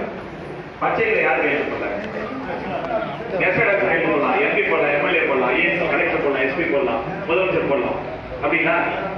நல்லது, நீங்க தான் போடலாம். அவ்வளவுதான். ஜம்மு முதல்வர் நீங்க தானே. முதலமைச்சர் யார் சம்பளம் தர? கவர்னர் யார் சம்பளம் தர? பிரதமர் யார் சம்பளம் தர? ஜனாதிபதி யார் சம்பளம் தர? நீங்க தானே. அவ்வளவு முதல்வர் நீங்க தானே. நீங்க தான் பச்சைகளை கைது பண்ணலாம் அப்படின்னு சட்டம் சொல்லுது. அப்படின்னு சட்டம் சொல்லுது. அரசாங்கத்துக்கு ஏன் சம்பளம் வரல? சம்பளம்னா வேலைக்கார பையனி. அரசாங்கத்துக்கு கை நீட்டி சம்பளம்னா வேலைக்காரனி. பச்சையில கைது போட்டு தடை. பச்சையில கைது போட்டு கார்த்திகை உங்க பஞ்சாயத்துல பச்சையில கைது போறாரா? தப்பு, போடக்கூடாது. உங்க முனிசிபாலிட்டி சேர்மன் பச்சையில கைது போறாரா? போடக்கூடாது, தப்பு. உங்க கவுன்சிலர் பச்சையில கைது போறாரா? அரசாங்கத்துக்கு டீயே வாங்குறாரு, கூட உட்கார நம்ம காசு படிக்க பாக்குறாருல, பச்சையில கைது போடக்கூடாது. சட்டம் தடை இருக்கு. சென்னை மேயர், வணக்கத்திற்குரிய மேயர் பச்சையில கைது போடக்கூடாது. சென்னை மாநகரத்தினுடைய மேயர் பச்சையில கைது போடக்கூடாது. கள்ளக்குறிச்சி கவுன்சிலர் பச்சையில கைது போடக்கூடாது. கள்ளக்குறிச்சி முனிசிபல் சேர்மன் பச்சையில கைது போடக்கூடாது. சிறுசாலை பேரூராட்சி தலைவர் பச்சையில கைது போடக்கூடாது. சிறுசாலை பேரூராட்சி கவுன்சிலர் பச்சையில கைது போடக்கூடாது. ஏன்னா நம்ம என்ன படிக்காசு வாங்குறாங்க, சட்டத்துல தடை இருக்கு. நீங்க யாரும் கவர்மெண்ட் சம்பளம் வரல, ஐயா நீங்க பென்ஷன் வாங்குறீங்க, நீங்க போடலாம். பென்ஷன் சம்பளம் கிடையாது. அரசாங்கத்துக்கு சம்பளம் வாங்குறவங்க அரசாங்கத்துக்கு படிக்காசு வாங்குறது சட்டத்துல தடை இருக்கு. அங்க யார் யாரெல்லாம் போடலாம்னு பார்த்தா ஐயா சொன்ன எஸ்ஐஆர் போடலாம், பெரிய பெரிய அரசு போடலாம், சின்ன அரசு போடக்கூடாது, சட்டம் தடை இருக்கு. ஆனால் இந்திய குடிமக்களாகிய நீங்கள், அரசு சம்பளம் தரக்கூடிய நீங்கள், அரசாங்கத்துக்கு வரி செலுத்தக்கூடிய நீங்கள், முதலமைச்சருக்கே பிரதமருக்கே சம்பளம் தரக்கூடிய நீங்கள் பச்சைகளை கைது போட்டுக்க சட்டத்துல தடை இல்லை. யார் வேணாலும் பச்சைகளை கைது போடலாம். உங்களை யாராச்சும் பச்சைகளை கைது போடாத அரசு அதிகாரிகள் சொன்னாங்கன்னா, யார் சொன்னா நீங்க ஏதாவது அரசு அதிகாரிக்கு கடிதம் பச்சைகளை கைது போடுறீங்க. ஒரு அரசு அதிகாரி கலைக்கு கேட்கிறாரு, ஏப்பா 8ஆம் கிளாஸ் படிச்சவங்க எப்படி பச்சைகளை கைது போட்ட? கை நாட்டு நீ பதிவு பத்தே போகாத, எப்படி பச்சைகளை வேலை வச்சிருக்கிற அப்படின்னு கேட்டாங்கன்னா அவங்க கிட்ட ஒரு சவால் விடுங்க. ஐயா நான் பச்சைகளை கையெழுத்து போடக்கூடாதுன்னு சட்டம் இருந்துச்சுன்னா பள்ளிவிட்டு பதிலே போகாத, நானு பச்சைகளை வேலை வைக்கக்கூடாதுன்னு, பச்சைகளை கை நாட்டு வைக்கக்கூடாது சட்டம் இருந்துச்சுன்னா அந்த சட்டத்தை எடுத்து காட்டுங்க, உங்களுக்கு 1 கோடி ரூபாய் பரிசு தரோம் அப்படின்னு சொல்லுங்க. அவங்க அந்த மாதிரி ஏதாவது சட்டத்தை காட்டினாங்கன்னா 1 கோடி ரூபாய் பரிசை 10 ரூபாய்க்கு கொடுக்கும். சரிங்களா? கேள்வி நீங்க தான் கேட்கணும். முதலாளி நீங்க சம்பளம் தர முதலாளி யாரு? முதலாளி கேள்வி கேட்பா வேலைக்காரன் கேள்வி கேட்பானா? முதலாளிக்கு தர வேலைக்காரன் கேள்வி கேட்பான். முதலாளிக்கு ஆமா, முதலாளிக்கு வேலைக்காரர் தரமாட்டா வேலைக்காரன் கேள்வி கேட்பான். நீங்க திறமையான முதலாளியா திறமையற்ற முதலாளியா? அதனால வெளியே போனோம்னா ஆளுக்கு 2 ரூபாய்க்கு ஒரு பசங்க பேனா வாங்கிக்கீங்க. இனிமேல் எல்லா இடத்துலயும் பசங்களை கைது போடுங்க. ஒரே ஒரு கண்டிஷன், நீங்க அரசாங்கத்துல சம்பளம் வாங்க நபரா இருக்கக்கூடாது. அரசாங்கத்துல படிக்காசு வாங்க நபரா இருக்காது. அக்கா நீங்க 1000 ரூபாய் வாங்க, அது படிக்காசு கிடையாது. மகளிர் உதவித்தொகை 1000 ரூபாய் வாங்கீங்களா, அது வந்து அரசாங்கத்தில் சம்பளமும் படிக்காசு கிடையாது, ஒரு உதவித்தொகை. நீங்களும் போடலாம், எந்த தடையும் சட்டத்தில் இல்லை. பென்ஷனாளர்கள் போடலாம். 2 கண்டிஷன், அரசாங்கத்தில் சம்பளம் வாங்குற நபரா இருக்கிறார், அரசாங்கத்தில் படிக்காசு வாங்குற, பஞ்சாயத்துல படிக்காசு வாங்குறாரு. எவ்வளவு வாங்குறாங்க? 400 ரூபாய். 100 ரூபாய் அதிகம் சொல்றீங்க. 2000 ரூபாய் மதிப்பூதியம் வாங்குறாரு. ஊதியம் மதிப்பூதியம் 2000 ரூபாய் வாங்குறாரு. மேயருக்கு சம்பளம் இருக்கு, பஞ்சாயத்து கவுன்சிலர், பஞ்சாயத்து கவுன்சிலருக்கு படிக்காசு இருக்கு, பேரூராட்சி தலைவர் நகராட்சி தலைவர் தான் படிக்காசு வந்து சம்பளம் இருக்கு. இந்த மாதிரி சம்பளம் வாங்குற பசங்க தான் நம்ம வேலைக்கார பசங்க பசங்களை எடுத்து போறதுக்கு அரசாங்கம் சட்டத்தில் நிறைய தடை போட்டு வச்சிருக்கு. யார் யாரெல்லாம் போடலான்னு பார்த்தா உயர் அதிகாரிகள் பச்சைகளை கைட்டு போடலாம். பையன் வந்து நீங்க போகாதீங்க. எவ்வளவு ஒரு தாலுகா லெவல்ல வனத்துறைக்கான மிகப்பெரிய அதிகாரி இல்லை.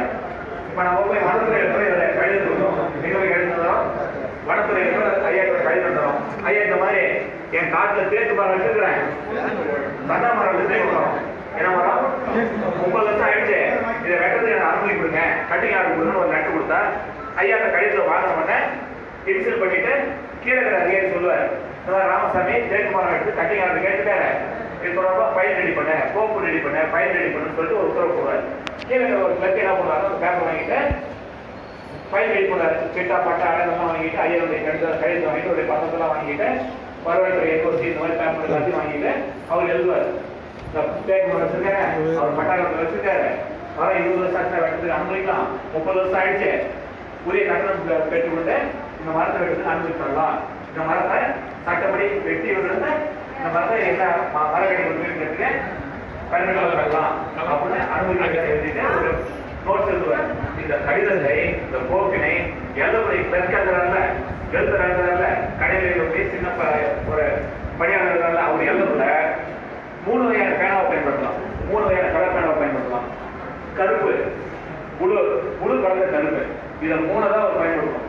இந்த 3 தவிர கணவரை பயன்படுத்த பின்னாடி சவுண்ட் இல்லை கூடாது. அடுத்து அவர் மேல ஒரு சூப்பரான இருப்பாங்க, பெரிய அதிகாரி சின்ன அதிகாரி நடுவுல இடையில ஒரு அதிகாரி இருப்பாங்க, ஒரு பாரசு மாதிரி ஒரு ஆலோசனை இருப்பாங்க, அவரு இந்த பையில வாங்கி திருத்துவார். ஏதாவது சரியா கணக்கு கீழே இருக்கணும், சரியா இருக்கானா எல்லா கணக்கும் சரியா பார்த்துட்டு அதை திருக்குவாரு, திருத்தல் போடுறாரு. அந்த திருத்தம் பண்ணதுக்கு அவரு சவுப்பு கலர் மட்டுமே பயன்படுத்த வேண்டும். என்ன கலரு? சவுப்பு கலருக்கு திருத்தம் பண்ணோம். ஐயா உத்தரவு போடுறாரு. இப்ப ஃபைல் ஐயா டேபிள் வந்துருச்சு, ஐயா ஃபைலை படிச்சு பார்த்துட்டு திருத்தம் பண்ற உத்தரவு போடுறாரு. உத்தரவு போடுகிற பொழுது திருத்தம் செய்கிற பொழுது பச்சை மையை பயன்படுத்தலாம். உத்தரவு போடக்கூடிய அதிகாரி பச்சை மையை பயன்படுத்தலாம். சரிங்களா? இப்ப டார்கெட்ட போய் சொல்லிட்டு வரோம்ல, என்ன சொல்லிடுவாங்க டார்கெட்ட, இவருக்கு வயசு தான் அப்படின்ட்டு இந்த ஊர்ல ஒரு குடியிருக்காரு அவருக்கு டாக்டர் சொல்லிட்டு வரோம். இந்த மாதிரி சான்று செய்யக்கூடிய அதிகாரிகள் சான்று வழங்குகின்ற பொழுது பச்சை மையை பயன்படுத்தலாம். சான்று வழங்க அதிகாரம் உள்ளவர்கள் சான்று வழங்குகின்ற பொழுது பச்சை மையை பயன்படுத்தலாம். அதுக்காக ஒரு சம்பளத்தில் கூடுதலா அலவன்ஸ் தரும். என்ன தரும்? படிகாசு தரும். பச்சைகளை கையெழுத்து போட்டு சான்று செய்வதற்கு அவர்களுக்கு அதிகாரத்தை கொடுத்துட்டு அந்த அதிகாரத்தை பயன்படுத்த கூட இருக்கக்கூடிய ரிஸ்க் எவ்வளவுதான்?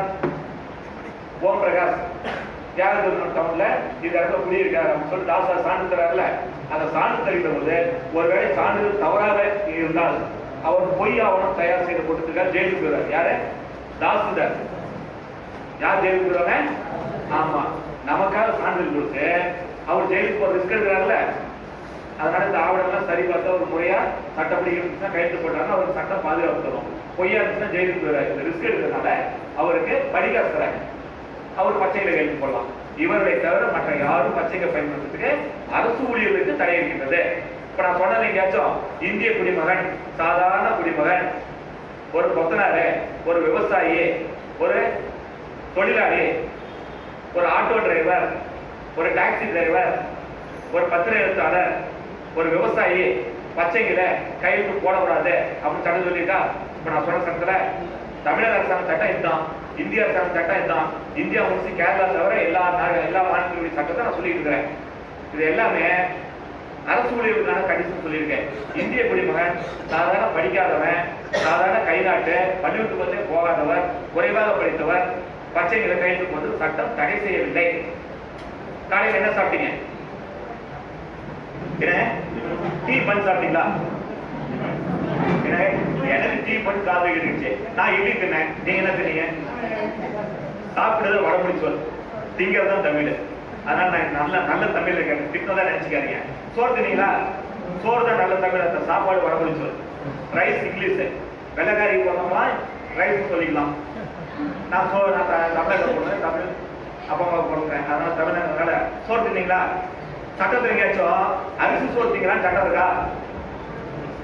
இந்தியாவில் இருக்கிற சட்டம் எங்கேயுமே அரிசி சோறு சாப்பிடுறது அனுமதி தரல, சாப்பிடக்கூடாதுன்னு சொல்ல. அரிசி சோறு திங்கக்கூடாதுன்னு சொல்லி சட்டம் சொல்ல, சாப்பிடுன்னு சொல்ல. காலைல அரிசி சோறு திங்களா இல்லையா? இட்லி சாப்பிட்டீங்களா இல்லையா? சட்னி சாப்பிட்டீங்களா இல்லையா? சாம்பார் சாப்பிட்டீங்களா இல்லையா? ஞாயிற்றுக்கிழமை சிக்கன் வச்சு மட்டன் சாப்பிட்டீங்களா இல்லையா? அதே அரிசி சோறு பிரியாணி பண்ணி சாப்பிட்டீங்களா இல்லையா? கூடவே வெங்காயம் வச்சு தயிர் ஊற்றி தயிர் பச்சை வச்சு சாப்பிட்டீங்களா இல்லையா? சிக்கனை போட்டு சாப்பிட்டீங்களா இல்லையா? பருப்பு சாப்பிட்டீங்களா இல்லையா? குழம்பு போட்டு சாப்பிட்டீங்களா இல்லையா? இதுக்கு எல்லாமே சட்டம் எங்கேயும் உங்களுக்கு அனுமதி தரல, சாப்பிடக்கூடாதுன்னு சொல்லல. அனுமதி தரல, சாப்பிடக்கூடாதுன்னு சொல்லல. நம்ம இஷ்டம் சாப்பிட்டோம். சட்டம் தடுக்காதனால, சட்டம் அனுமதி கொடுக்க எது அனுமதி கொடுக்க சொல்லாதனால கடைசியில் எல்லாம் சாப்பிட்டோம். யாராவது மாற்றி சாப்பிடுறீங்களா? யாராவது சொல்லி பாருங்க சாப்பிட்டவங்க எத்தனை வருஷம் செய்யல? மான்கறி யாராவது சாப்பிட்டீங்களா? சொன்னீங்கன்னா சாப்பிட்டவங்க யாராவது சொன்னீங்கன்னா என்ன எங்க போயிருவீங்க? 10 வருஷம் சல்மான் கான் மாட்டினானா இல்லையா? யாராவது மனுஷகிரி சாப்பிட்டீங்களா? சொல்லக்கூடிய நாரசமா இருக்கா இல்லையா? சட்டம் தடை செய்திருக்கின்றது, சட்டம் தடை செய்திருக்கின்றது. இதை சாப்பிட்டா ஜெயிலுக்கு போட்டுவாங்க, சாப்பிட கூடாதுன்னு சட்டம் இருக்கு, சாப்பிட முடியாது இல்ல. அவ்வளவுதான். பச்சைகளை கைது போட்டு சட்டம் உடைய தடுக்கல, போடுன்னு சொல்ல. இப்ப யாருடைய விருப்பம்? அரிசி சோறு சாப்பிட்டேன், சட்டை என்னை சாப்பிட சொல்லி சொல்ல, சாப்பிட வேணாம்னு சொல்ல. என் விருப்பம் நான் அரிசி சோறு தின்னேன், எனக்கு பிடிச்சது பிரியாணி தின்னேன், எனக்கு பிடிச்சது மட்டன் பிரியாணி சாப்பிட்டேன், எனக்கு பிடிச்சது சிக்கன் பிரியாணி சாப்பிட்டேன். சட்டம் தடுக்கல, சட்டம் என்னைய வேணாம்னு சொல்ல, அனுமதி தரல. அதுக்கு எதுவுமே பேச அமைதியா இருந்துச்சு. என் விருப்பம் நான் சாப்பிட்டேன். பச்சைக்கு பேனா வச்சு பச்சை பையை பயன்படுத்த சொல்லி அரசாங்கத்தில் சம்பளம் வாங்காத படிக்காத சொன்னது நானு. பச்சைக்கு பேனாவை பயன்படுத்தலாமா வேணாமான்னு சட்டம் எதுவும் சொல்லல. என் விருப்பம் பயன்படுத்துகிறேன், என் விருப்பம் பயன்படுத்துறேன். ஏன்னா சட்டம் என்னைய வாய் கூட்டு போடல, குடிக்க வச்சுக்கல. என் விருப்பம்னு சொல்லிச்சு. என் காசு 2 ரூபா கொடுத்து பேனா வாங்கினேன், என் பேப்பரு, என் பெட்சன், என் அரசாங்கம், என் சம்பளம் நான் மண் அனுப்புறேன், பச்சைகளை கைட்டு போடுறேன். சரியா தப்பா? யார் யாருக்கும் தைரியம் இருக்காங்களா வெளியில போனா படைகளை ஒரு பேனா வாங்கி பயன்படுத்தலாம். எவ்வளவு நாளைக்கு? சட்டம் ஒண்ணு நீங்களாம் பச்சையை பயன்படுத்தக்கூடாது. நீங்க சட்டத்தை தமிழ்நாடு அரசாங்கம் போட்டு இந்திய அரசாங்கம் போட்டுச்சுன்னா அதுக்குன்னா நீங்க பயன்படுத்த கூடாது. அதுவரை நீங்கள் பயன்படுத்தலாம். அதுக்கு முன்னாடி சந்தோஷமா நல்ல ஒரு உணவை சாப்பிடுறோம். ஐயா மரியாதைக்குரிய கண்ணன் நமக்கெல்லாம் மதிய உணவு ஏற்பாடு பண்ணியிருக்காரு. அவருடைய விருந்தோப்படை நாம் ஏற்றுக்கிட்ட உணவை சாப்பிட போயிட்டோம். உணவு இடைவேளைக்கு பிறகு மீண்டும் பயிற்சி வகுப்பு எத்தனை மணிக்கு ஸ்டார்ட் பண்ணாங்க? சரியா 2 மணிக்கு ஆரம்பிக்கலாமா? ஏன்னா மணி 1:24. 1:கூடாது, தூக்க விட மாட்டேன், நான் பாத்துக்கிறேன். 2 மணிக்கு ஆரம்பிக்கலாங்களா? சரியா 2 மணிக்கு ஆரம்பிச்சுக்கிறோம். நன்றி, வணக்கம்.